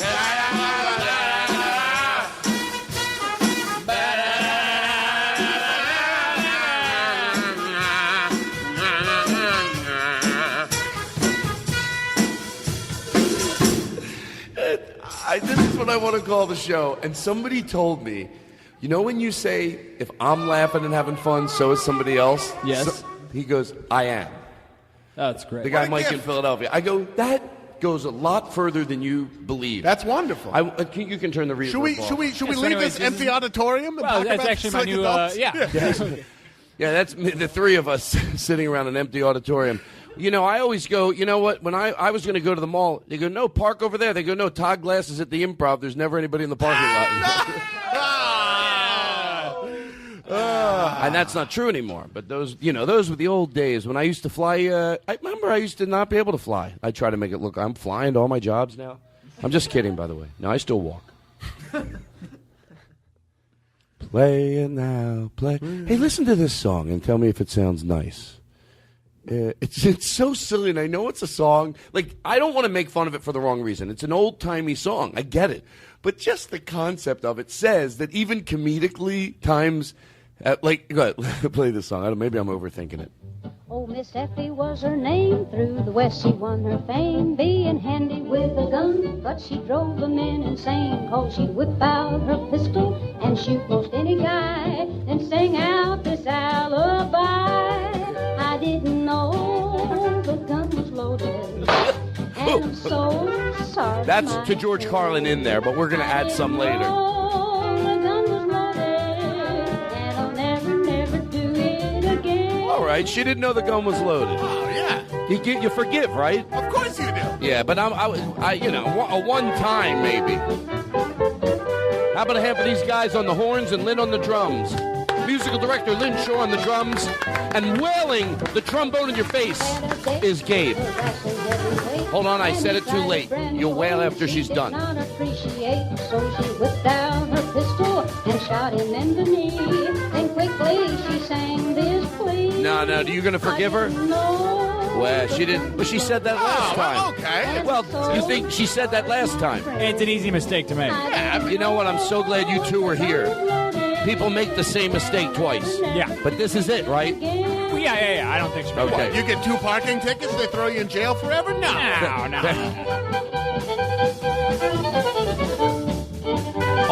On the violin, Lynn.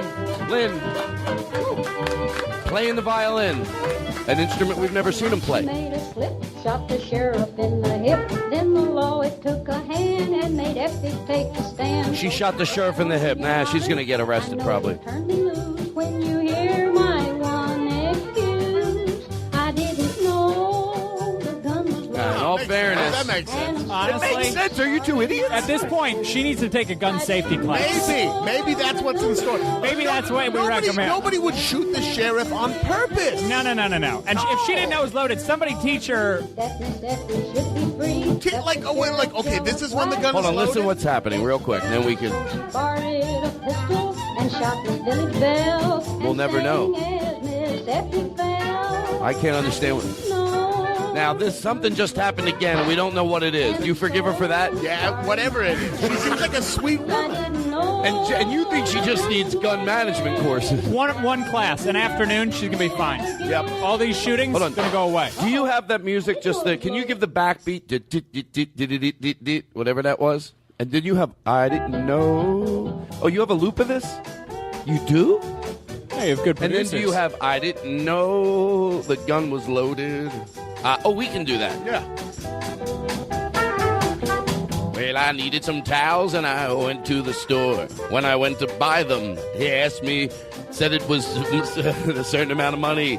And then when I didn't have any money, but I still wanted the towels, I took out a gun, and I shot him in his head. I didn't know the gun was loaded. I didn't know the gun was loaded. I didn't know the gun was loaded. I found myself thirsty one late afternoon, so I walked down to my local saloon. I ordered up a drink, then I ordered 30 more. I pulled out my gun and knocked the bartender to the floor. I didn't know that the gun was loaded. I didn't know that the gun was loaded. I didn't know, I didn't know, I didn't know, I didn't know, I didn't know the gun was loaded. Well, there I was running for some errands, needed a dishwasher and a push-up bra. Went to my Sears, cause I heard that I found this parking spot. Sure enough, the spots were full, and well, my attitude was mad. So I pulled out my 39 and shot the lady dead. I didn't know the gun was loaded. I didn't know the gun was loaded. I didn't know, I didn't know, I didn't know, I didn't know, I didn't know the gun was loaded. Now, this song's been around for a while. I can find an old version. When that crackle sound was loud, you could tell it was from the past. It's a different version of this song. It's from an older time, but it's the same song. It's called I Didn't Know This Gun Was Loaded. I didn't know this gun was loaded. Well, I did not know that. When I went down I went down to the bog to see the alligators. I saw the alligators running, and they came up to the creek, and then they tried to bite me, but instead I shot them down, and then I liked playing with the gun, so I shot everybody around. Well, I did not know the gun was loaded. Sounds like he totally knew. I didn't know the gun was loaded. No, that guy was just saying. I didn't know, I didn't know, I didn't know, I didn't know, I didn't know the gun was loaded. The year was Start shooting it more. Shoot more guns for this one. You start over. But give more guns. Guns are always funny when you're not really shooting people.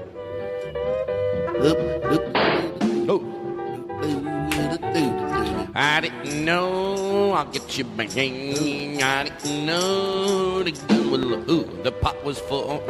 Was that a gun and someone getting hit over the head with a pot? Oh, what's that? I didn't know what that was. Oh, the gun was loaded. Hope. Right, here we go. Hope.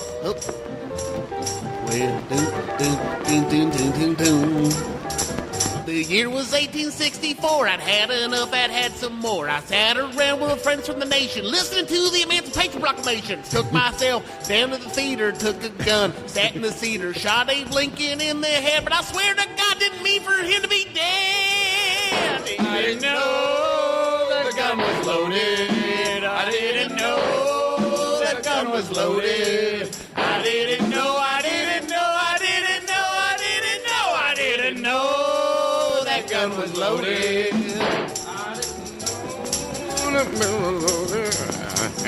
Long and weary from my time on the road, I pulled into a sleeping inn. Innkeeper told me they didn't have a bed, so I pulled out my gun and I shot her dead. I didn't know the gun was loaded. I didn't know that gun was loaded. I was tired. I didn't know, I didn't know, I didn't know, I didn't know, I didn't know that gun was loaded. But bring it down. Oh my God. Take it home. You get the last word.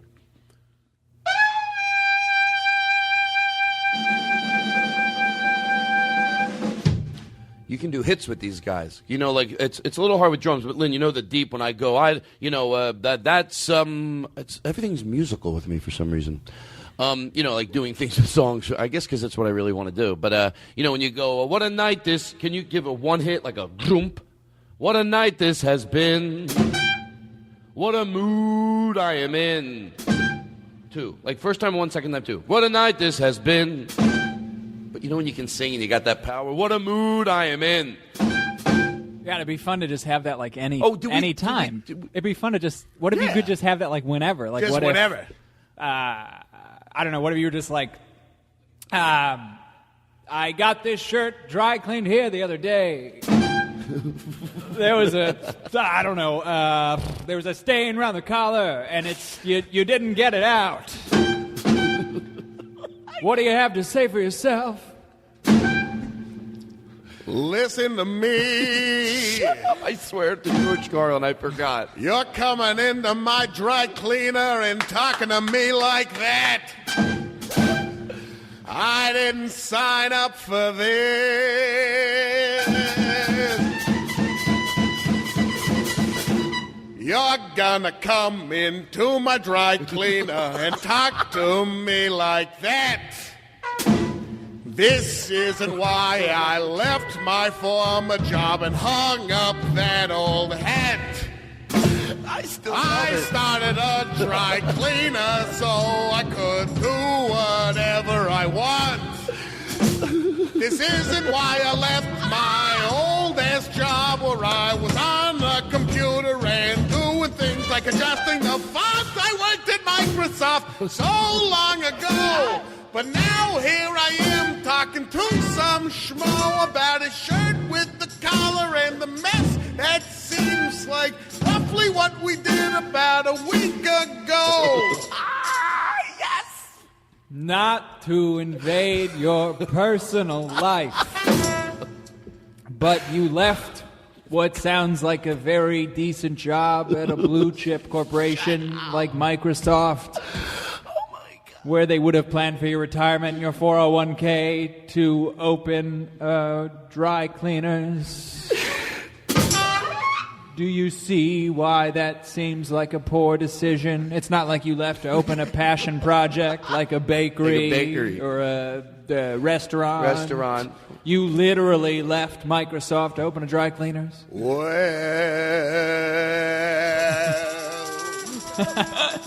I gotta tell you, feel a familiar sensation. Feels like I just had this conversation. But maybe I did make a mistake leaving my old job. But you don't gotta bring it up in front of Todd. Apologies to Todd. Let me tell you something. Right now, I feel like an American. The luckiest American in the world. All right, I don't want to do that anymore. All week I kept laughing at...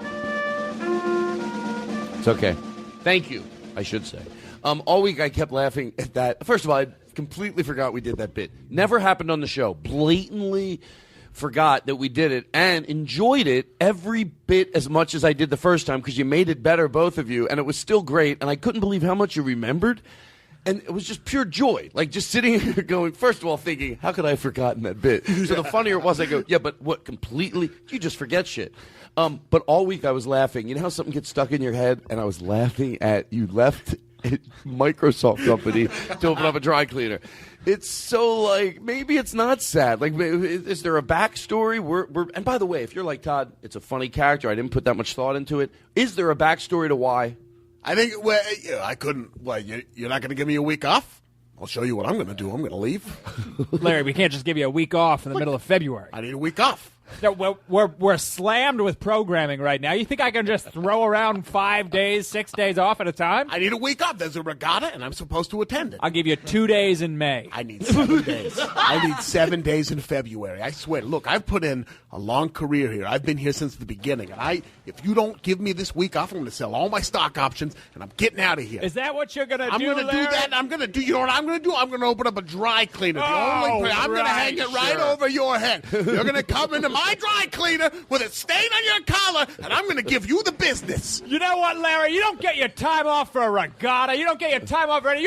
You'd be wise-minded to just walk out of Microsoft. Oh, I'd be wise-minded. You'd be wise-minded to lay off the sauce once in a while. I'll pick up the phone and call Bill Gates himself. Hey, Bill, Larry's taking off. Larry, who? Oh, you get old Billy Gates on the phone. I'd love to hear what he has to say. He's in a regatta every other week. I'll tell you what. You leave this company, you're going to want to Control-Alt-Delete that, because you're going to be fucked. Oh, you're going to end up on a blue screen, my friend, and there's going to be no restarting. But you know who's going to restart? Me, Larry, and Larry's Dry Cleaner. Larry's Dry Cleaners. I've been eavesdropping in the other room. I'm sorry you have to listen to this fucking idiot. Let me tell you something. Oh. And let me tell you something about your dry cleaner. This'll be We've great. been nice to you, and he's been nicer. If I'm stepping in, you are full of shit. You leave here, and nothing's going to happen. never make it. Oh, this has been Open your dry cleaner. Nice. It's never going to happen because you're a Nobody pile of spills on shit. their shirts anymore. Hey, you're nice. People buy new clothes, you You're a moron. regular couple of Todd Glass Comedy Show audience members, the two of you nice.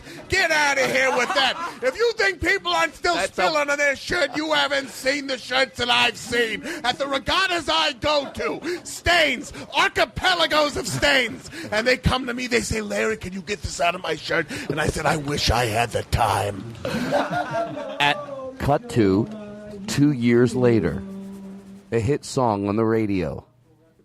And everything I wish I could be. Ding, ling, ling, ling. I could fly high. Welcome to Larry's Dry Cleaner. What can I do for you? Hey, my God. Hi. Larry Dobbs. Yeah, good to see you, Carl. Yeah, I Turn the radio down. You did it. Sorry. Yeah, well, I mean, it's a dry cleaner. Wow. Yeah. When you walked out that day, you literally left Microsoft to pursue your dream. I burned it all down, and I started here again. And, it hasn't always been easy, but, I Ding make dong. it. I mean, oh, hey. Oh, George. Ian, you open. This is your dry cleaner? Ian Larry Karmel. That's right. Yeah. I think I owe you an apology. I might have, and I'm not positive, when you left the company.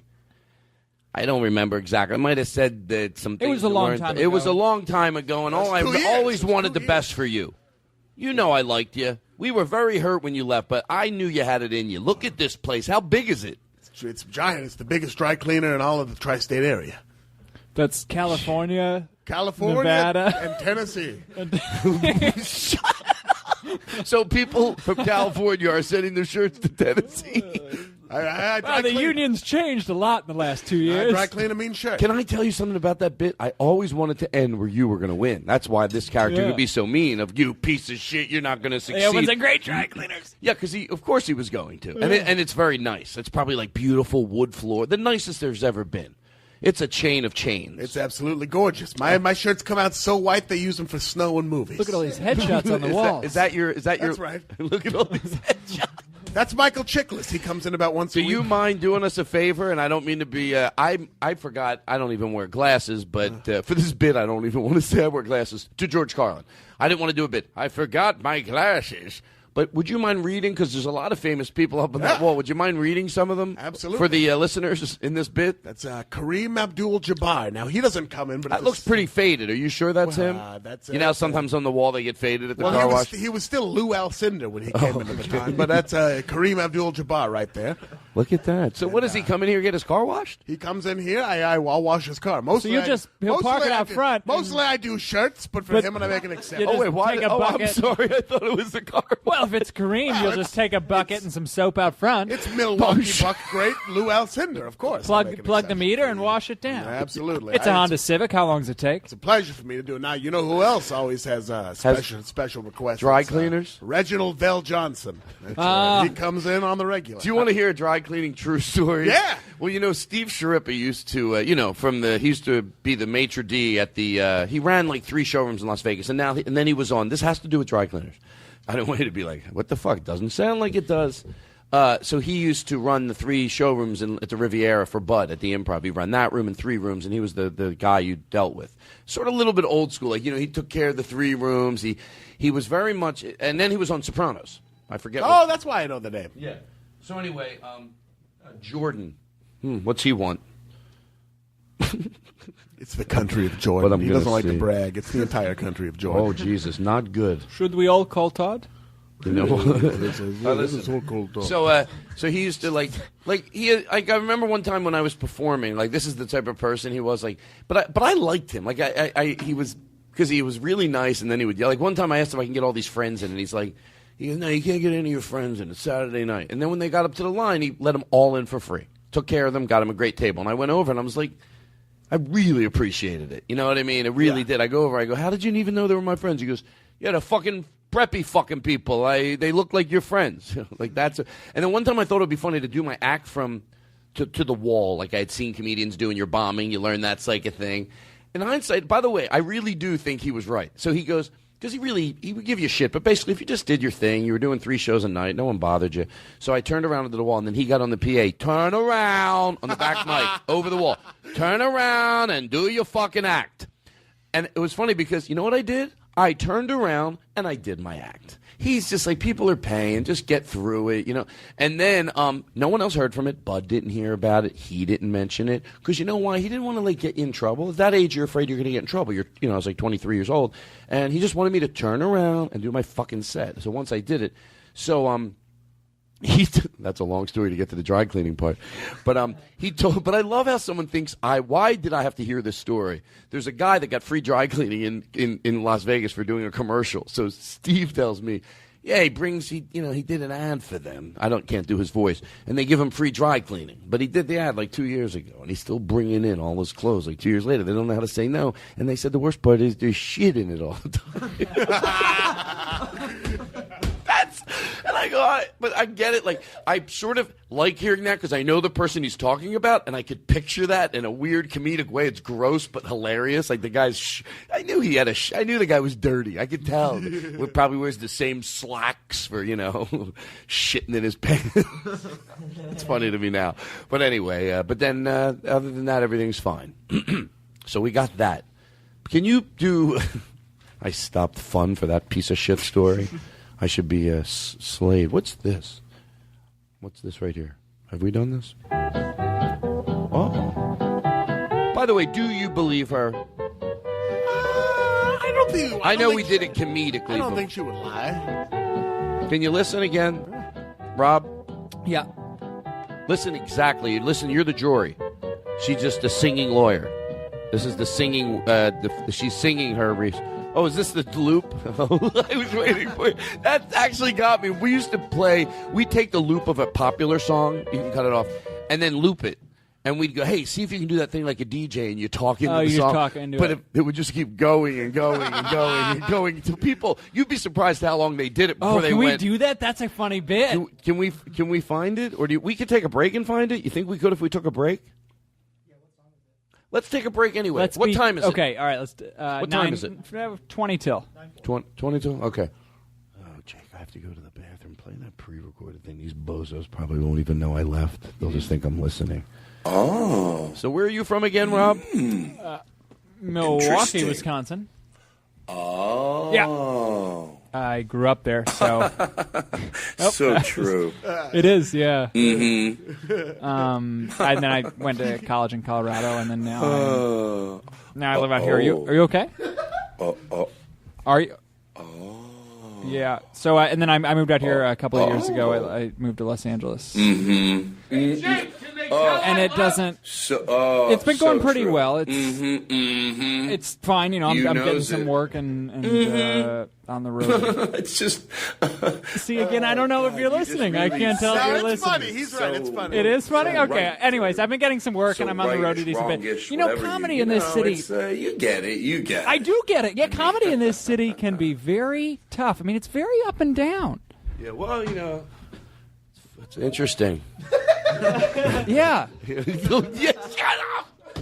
By the way, I noticed for this bit to work here, you have to also notice I didn't leave the table. Yeah. As soon as I came back, which I did commit to the bit, folks, I ran away. I came back. Rob looks at me and goes, "Oh no, just accepting that I was back. You bought the. Not only do you buy the pre-recorded thing, but you totally. Oh Jesus, I'm out there. Fuck. What's going on? Oh, nothing. What's going on? I literally asked you. So, anyways, comedy in this city can be. Anyways, what were we talking? What's I still have laundry on my floor. Do you really? I haven't gotten rid of it. From Portland to LA, the abridged version.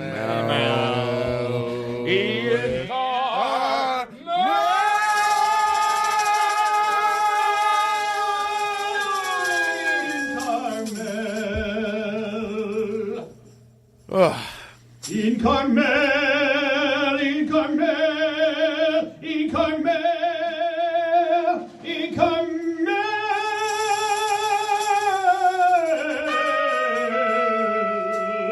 Oh, in Karmel. So it's good to see you. Yeah. Good to see you back in men's clothing. Yeah. What about two morning hosts that they have you on as a comic, but they just poke holes in your premises? Like they're trying to set you up and do a... I love it. It's, All right. Hey, excited. Hey, Guess what today is, Rob? What's that? We bring the comedian that's going to be over at the Improv. That's right.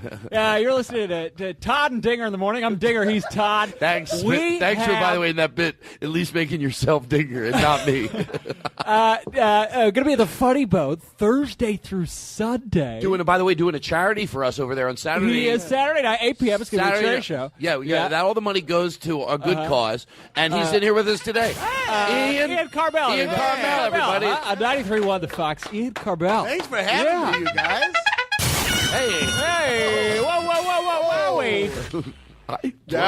I think I'm enjoying that more than making fun of it. Sounds like the type of show I'd want to do. It's great. Hey, thanks for coming in. Try to get into one of your bits now. You know, I love coming here to Phoenix. Every time I come to Phoenix, You say that in every city. I bet he does.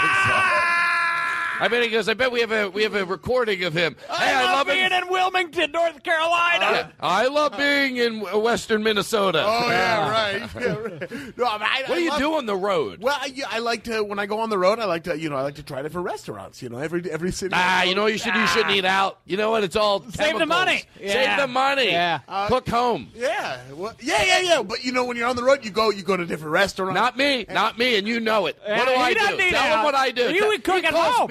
I cook at home. I pack a lunch. He calls me a cheapskate. He won't eat out. Oh yeah. Well, speaking of cheapskates, my dad. No one's as cheap as his uncle. His uncle will take money off the table. We're going. I tip, and I walk by. He'll take the table. Yeah. Hello. The guy will take the centerpiece if the waiter was holding him down. I know cheap, but what? Anyways. No, I worked as a waiter for a while, and I worked. His uncle worked as a waiter, career waiter. How big is his brother's house? You wouldn't believe it. He's got a big Huge, mansion. So big. I go, what do you do? He goes, I'm a waiter. I go, where the fuck you making all this money? Anyway, I was before I was a waiter. When I was in college. So I was in college, and I had this philosophy professor, and he always used to say to me, "Whether you think you're right or you think you're wrong, you still need to turn your homework in." Well, yeah, that's how you graduate. You do have to turn it in. You gotta do something. You gotta do something. Anyway, you gotta do something. Yeah. Anyway. And so when I finally graduated, I got out of college, and I'm like, what do I do next? You don't need to college. You know what? I didn't go to college. He didn't go to college, and we're doing okay. Oh yeah. Most lawyers don't go to college. Anyway, you know what? Let's do this. What do you want? I want food and pussy. How come? You like this song? The way God made me. Is it all right? I guess I must be okay. This is actually a good song. What do you want? I want food and pussy. How come? Seriously, sing along. It might be fun to sing along. It sounds silly, and you might not want to trust me, but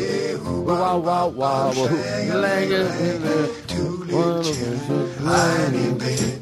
One was sick and the other was dead.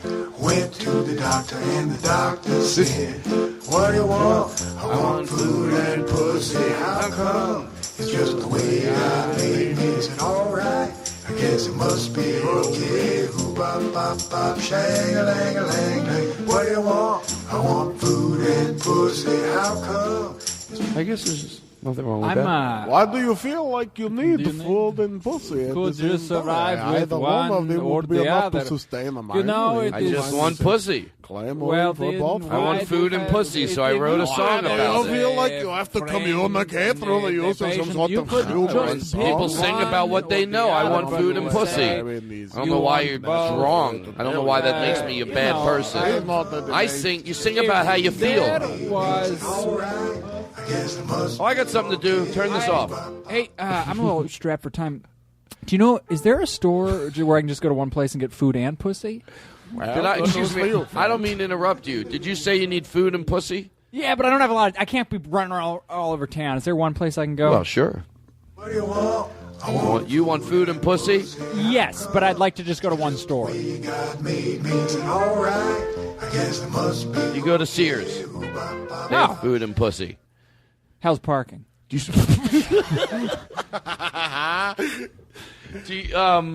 you well, this song, I think this could be fun.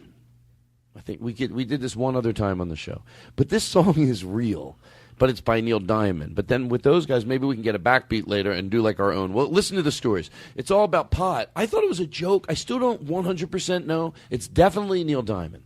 And it's a song, I don't know what the message, if it's supposed to be against pot, but these people do testimonials right after he says, well, listen, but to George Carlin, it's real. Give me some pot, forget what you are, you can be what you're not. High, I wanna get high, and never give it up if you give it a try. All right, sounds like pot's fun. Not with these people. Give me some pot. Oh, it's on a loop. Is this the right one? I wanna get high, and never give it up if you give it a try. We played it twice by accident. Now here come the people that are going to tell us stories about pot with betting music. I started when I was 13, and I had saw some people smoking pot, and I bought myself a nickel bag, and I went behind my building and sat on a bench all by myself, and I smoked that bag, until I finally got high. I started with pot because I was curious, and at that time I was having problems with my family. I remember on one trip, I was at a party, and I got very sick from speed, from meth. And I used to shoot it in my spine. I also used to shoot acid in my spine. I just wanted pot. And I had too much. I was building a big thing Okay, up over a week. Is this And I what got you sick, said? Pot. and, The song's I about tried pot. to Now you commit said suicide. something. Commit suicide. La la la pot. Now I didn't edit that. You would think I took the sad part out. It goes right from this guy claiming. Am I right that this song's about pot? But didn't he say he shot speed? Right, that's not pot. Into his spine. Into his spine. Okay, I know a lot of people that smoke pot.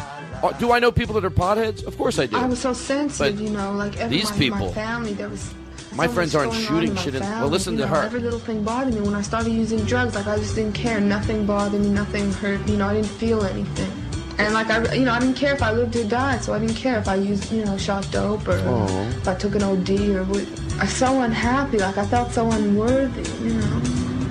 From the time I was growing up, I think I have two older sisters. They're twins. The three of us used to compete for my father's love, and I always felt like he loved them more than he used to tell me this. He used to say all the time, "You're unworthy. You're not as good looking as your sisters. You're not this like your sisters. You're never gonna be anything. No one's ever gonna love you." He was a rabbi, and there was a lot of Shut pressure. this off. All you can do. That's too sad to listen to. I felt bad. I never got to that Can part. we make our own? Yeah, Can we make our own not that. PSAs? I felt bad for that woman. Seriously, to George Carlin, I actually was listening. Oh no, I don't want to. The other one, if someone tells weird stories about drugs, but that was some personal shit, and I went, I felt bad. Am I making sense? No, yeah. But do we have any betting music? Oh, can you do that betting music? Do we have it on a loop? Oh, you have the pot part. Okay, can you give us like a do anything and you wanna pot? That's a nice tune, and we tell our story with that in the back. Okay, here we go. A little softer.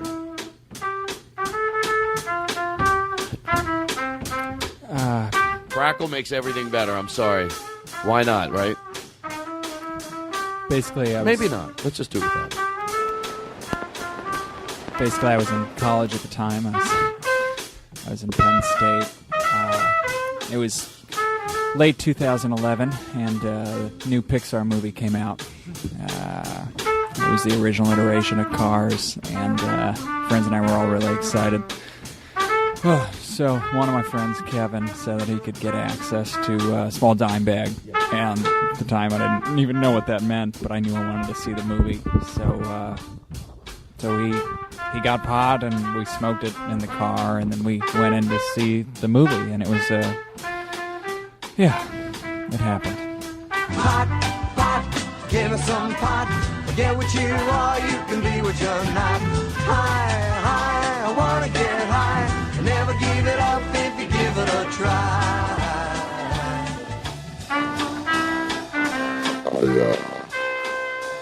I was living with my mother. She was a single mother, and she was raising me. And it was discovered that I had a higher than average metacalorian count. So I was adopted by an older Jedi who trained me in the ways of the Jedi. And my mother died, my life slowly fell apart, and I was turned to the dark side. Cut to 3 years later, and I built a gigantic space station with one purpose, which was to destroy planets. Meanwhile, I hadn't talked to my son or my daughter in years, and it didn't get much better. I ended up getting into a fight with my mentor, and he passed away, and well, here I am right now talking to you without much hope, whether old or new. Sometimes when you hit the Empire strikes back. Pot, give us some pot. Forget what you are, you can be what you're not. High, I wanna get high. Never give it up if you give it a try. No. My name is Ian Karmel, and Todd Glass is the funniest person I know. That's actually very nice. Well, Take the phone effect off of these guys' voices. From my heart. I'm also Rob, and I happen to think that personally, Todd, there's nobody funnier and more fun to hang out with. I swear, guys, I really do appreciate it. We mean it. Thank you. I really do, and I'm not joking around. I think you're good too. Thank you. I really do appreciate that. No, you don't understand your. Rob, bit's over. All that for nothing. I'm pressing buttons. Why can't I come up with good jokes? What a night this has been. What a mood I am in. Of this laughter I hear. It's better than being in love. You know, some people write books, become bankers or cooks. That's all I got. That was pretty good. And some people open a dry cleaning place.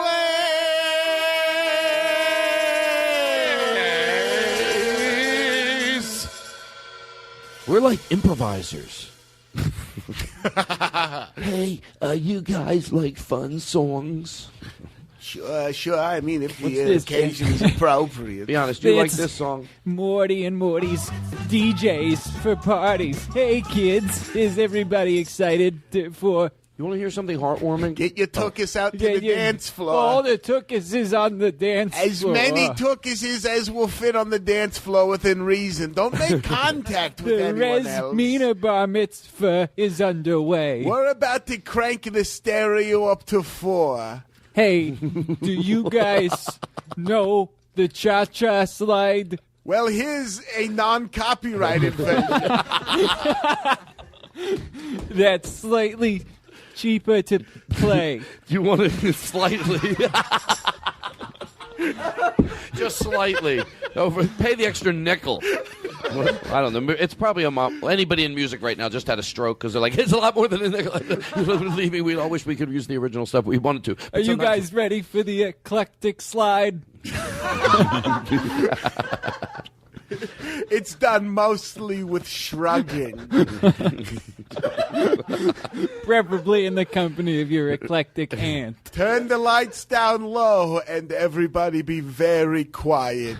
I'm having an aura headache.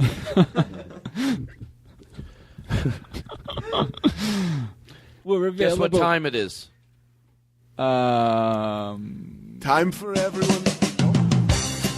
You liked it before when they were on the show, and they're back to do another episode. It's 3 guys, and no one will let the other one talk. It was a hit smash sensation the last time they were on the show. The tweets went wild. Middle America was saying they couldn't get enough of it. The phones were ringing off the hook with compliments. Some of the callers had this to say.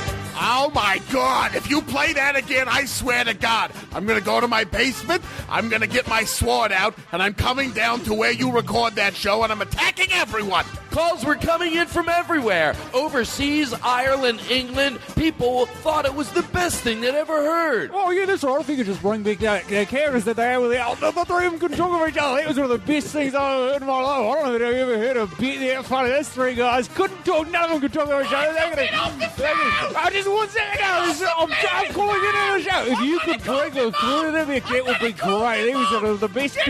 That was one of the best bits I've ever heard. So they couldn't. Here's the bit. They couldn't talk over each other. It was one of the most intelligent, smartest bits I've ever heard. We don't have that kind of comedy. That all happened because someone was calling in something they used on a radio show in an ad, and while they were calling in, they got into an argument, but somehow they thought they'd play the whole thing. All that went down. Oh, my God.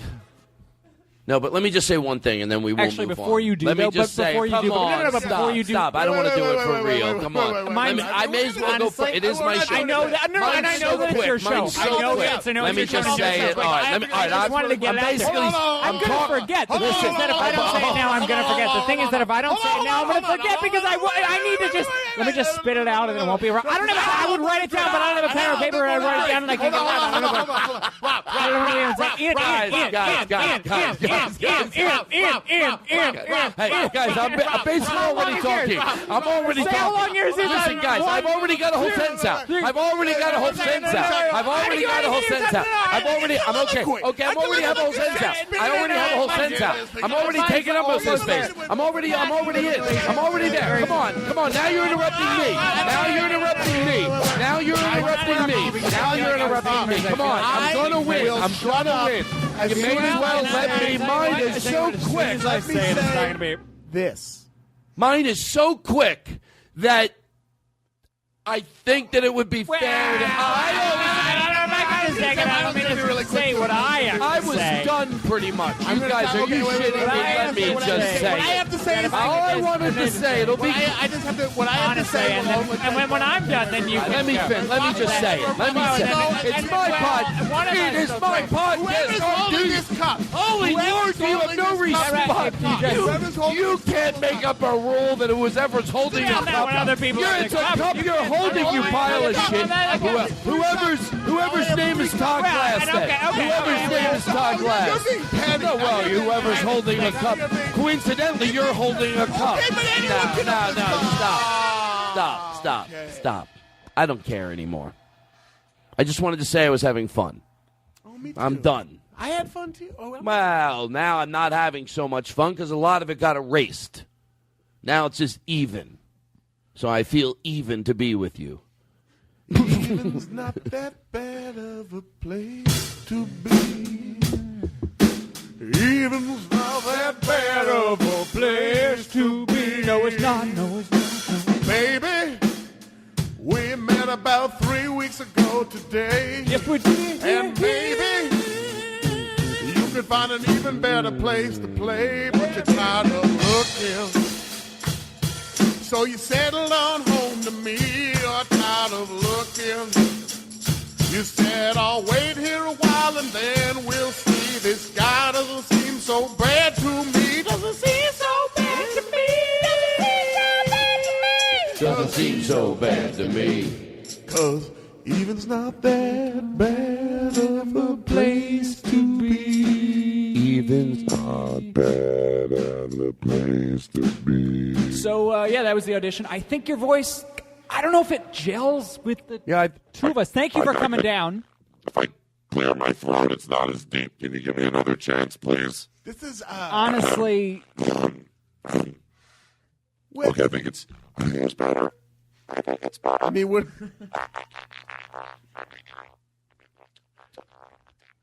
I don't know that it. I don't. Can you harmonize with us? Let's. Yeah. Okay. Okay.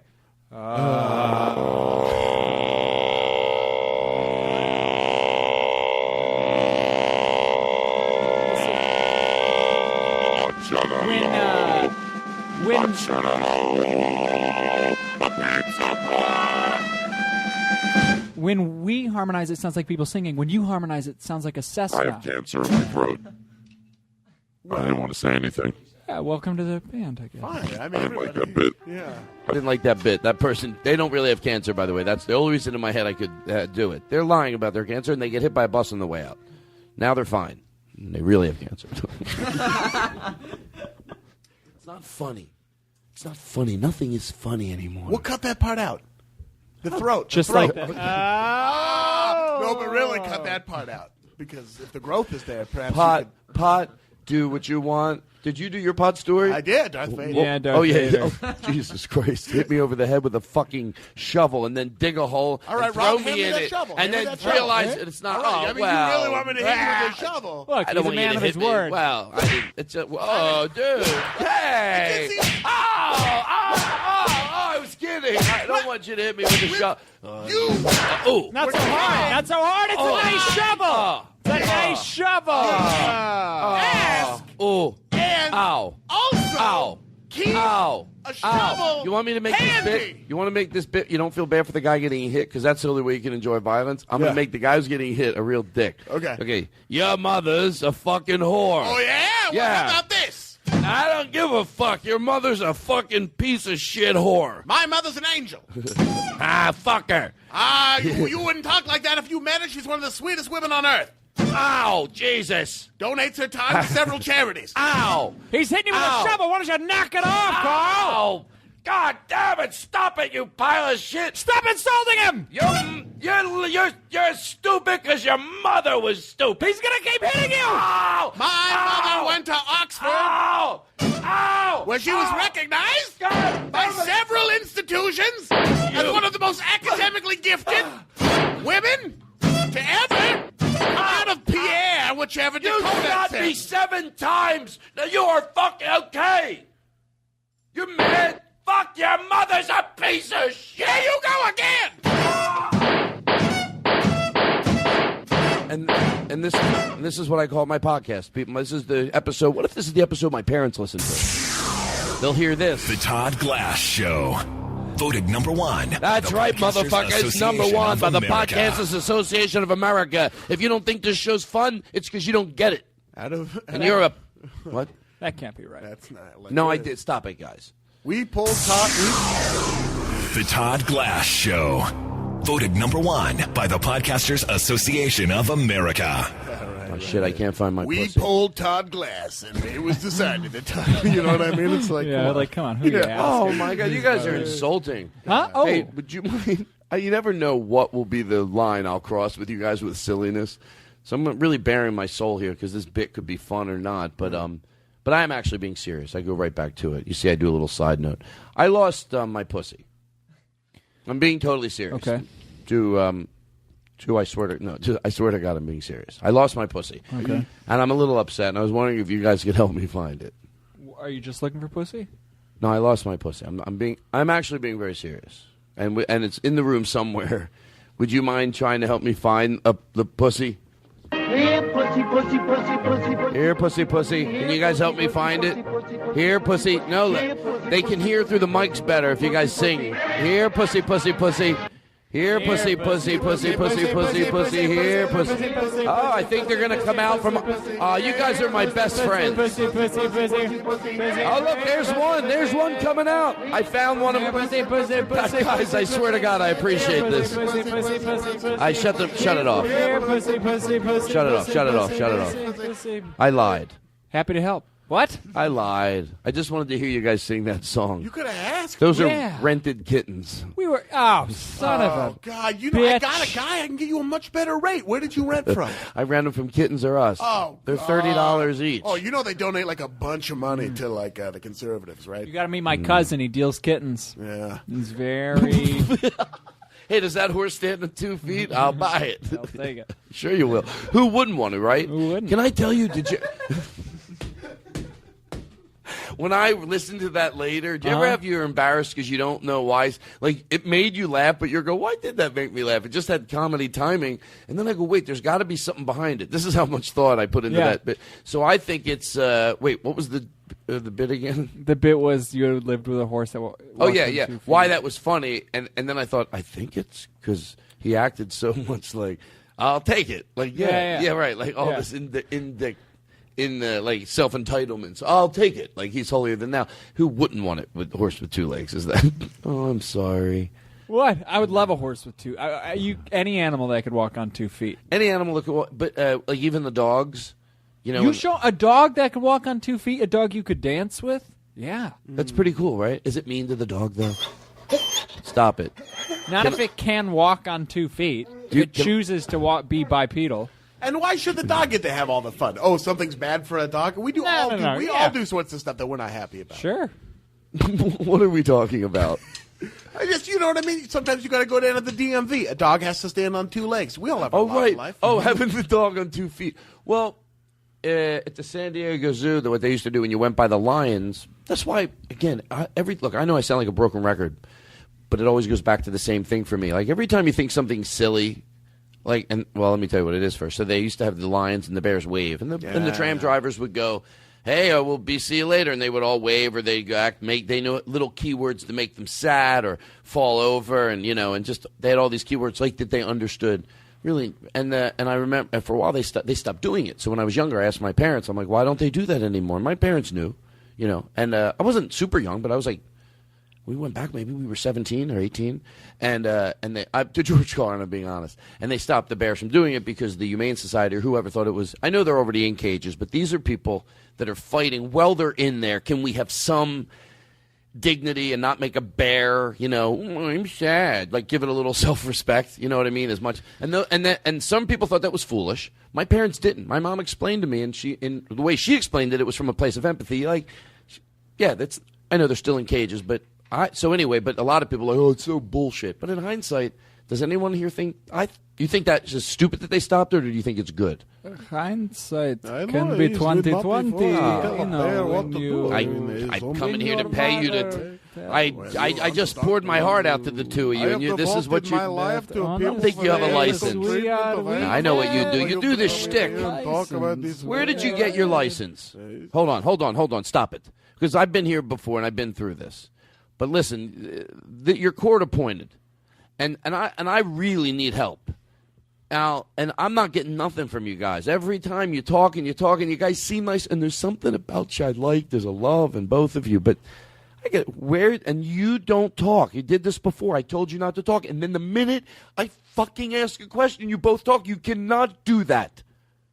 Dr. Rob, excuse me. Where did you graduate your medical degree from? Where is the degree? I see it hanging outside. Where's it from? Originally, my degree was from the university that I started at.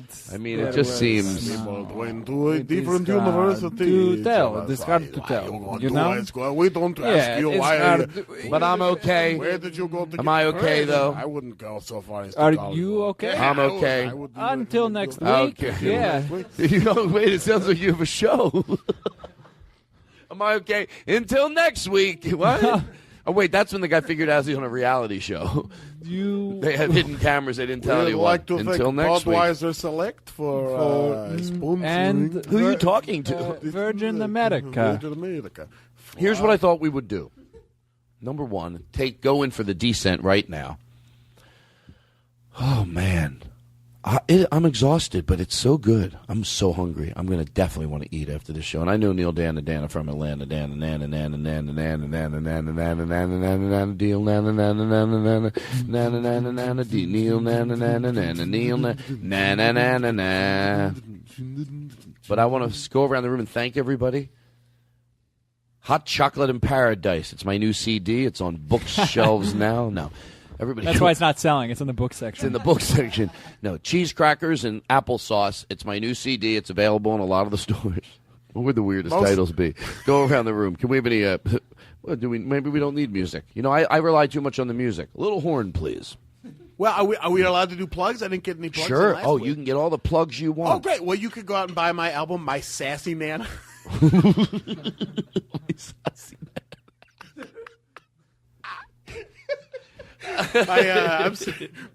Your Sassy Nana. That's available and they can download it, right? You can get it on iTunes. My Sassy Nana. And it's actually your Nana on the CD. That's what someone told me. Is that true? She's on there. Sassy Nana. She's so sad. Hey, it's getting a lot of people are loving it. A lot of play they're giving the Sassy Nana on the radio. Yeah. It's a lot of. There's some songs on there. You sing on it. And then I sing You on sing it. on We it. both sing on it. Yeah. Yeah, and you're on it too, aren't you? Yeah, Rob I have did a couple tracks. Yeah. Can we play a track, My Sassy Nana? Sure. What you do? Sure. Yeah. Of course. Is that all right? Yeah. This is from his. Well, our producer's trying to get some music to one of your songs This right is now. from your music album. My music Is there any album, loop My we Sassy Nana. Yeah. What track is this again? This is My Sassy Nana. This is Don't Go There, in parentheses, She Went There. Oh, hold on. Start this over. It's My Sassy Nana. It sounds like Sweet Caroline a little, but you're saying it's not. Okay. No. All right, so let's hear a little bit of it. My Sassy Nana, I guess. Let's hear it.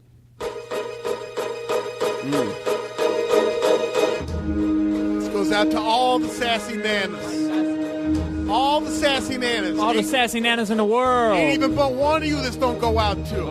To the sassiest of the nanas. Yeah. Let's. My Sassy Nana.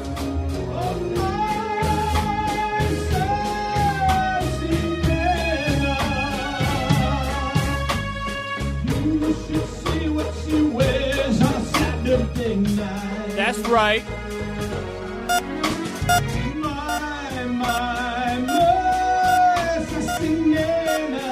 She's got a nice pulse. Yeah. Sassy Nana. Oh, you see, she looks good and nice and pretty. Oh, Sassy Nana, I can't wait to have some cake in your house. My Sassy Nana, I love you so. You've meant the world to me. You're so sassy, and it's why I have a lot of sass. Oh, I fucked it up. Well, everybody, that's our show. Lynn Shore, everybody over there. On the drums and sax, Gabe. Drum and trumpet. Lynn's on drums, singing, vocals, and every other instrument. And then also Aristotle. What a breath of fresh air. Hey, and Neil Dana from Atlanta. Neil Dana. And Rob. What can I say about you that we haven't already said? We had a great time tonight. I see a lot of great things for you. That's why I'm offering to manage you. I take 50%. That seems reasonable.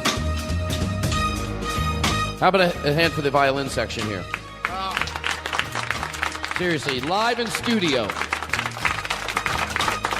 You know the power I have to make it sound like... Listen, now hold on.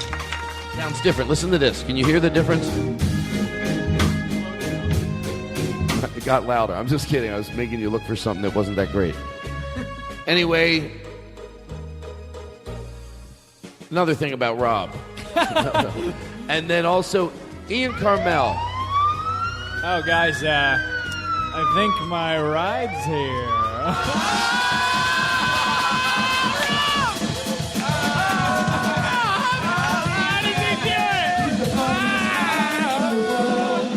He's the funniest guy in the world. He's the funniest guy in the world. He's the funniest guy in the world. He's the funniest guy in the world.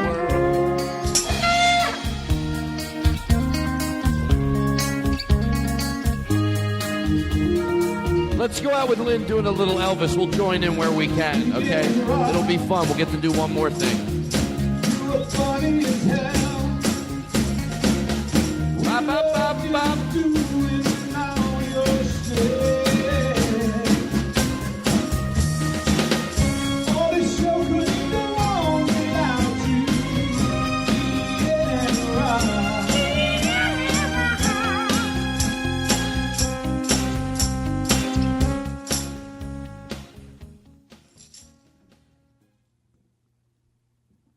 This is a time in life where you decide, Do we have it in us? Did we all feel it was time to come to an end? Yes, but we all knew from our heart that there was something that we could take it to another place.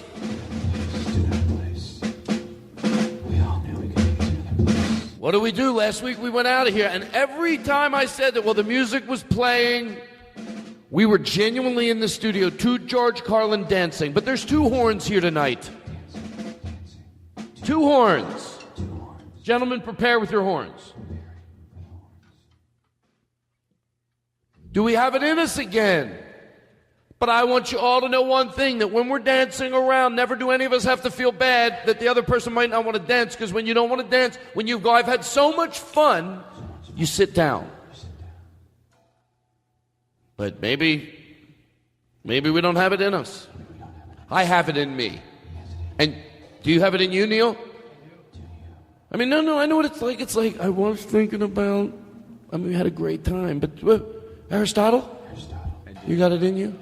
Todd, it's been such a long show.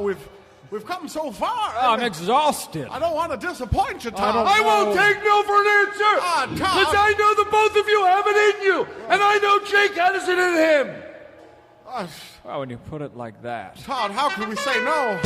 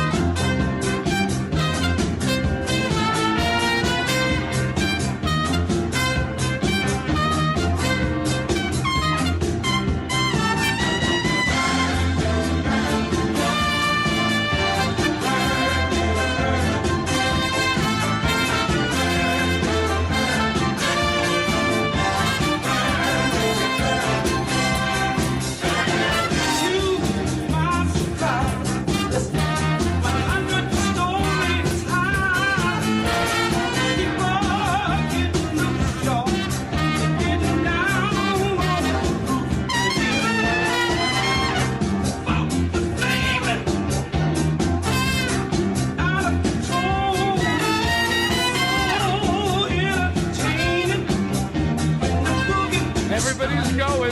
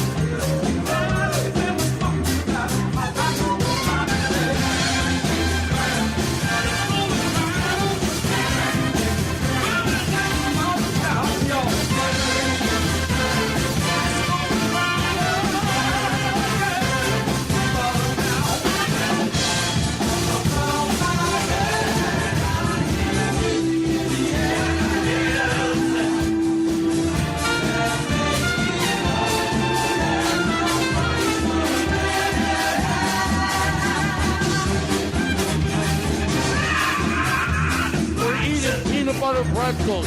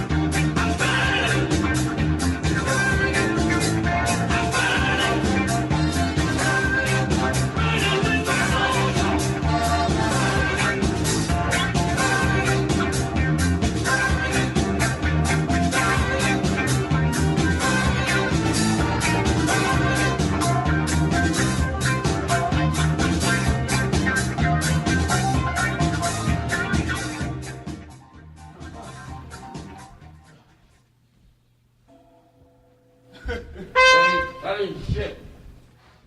That ain't shit. Woo! I do it. Good night, everybody. That's the way I want to end, saying that ain't shit comedically. That was so much fun. That was the best. I'll tell you what's different about tonight. Are we still rolling? Well, I can cut out whatever. No, I think it's good to say. Yeah, it was good. We're still here. Last week we were gone at this time. You know what I mean? We just wrap it up. We didn't. We now we're here. Not this week. Joe, we really. I think we had to cut it a little short. You know what happened during the thing? The table fell apart. Does that happen before? Yes, that's happened before. I felt bad because I was like, "Fuck it, who cares?" What are you gonna do? That's fun. You guys were great on horns. Very good. I added an energy, and you know what I like? The both of you were circling the table the whole time with us, dancing in between us. We got some of that on camera. That was a lot of fun. What the fuck? This church. That was a good episode because we hit some of the old. That was fun. By the way, this is it right now. All right, Still everybody. going? Let's start it. Let's just do another couple hours. Yeah? Yeah. Huh? Well, goodbye. You guys good till 12:30? Yeah. Oh shit! Did that all get wet? All right. Now we'll go. Good night. Good night. Goodbye. Night, Tony. Thanks. Goodbye.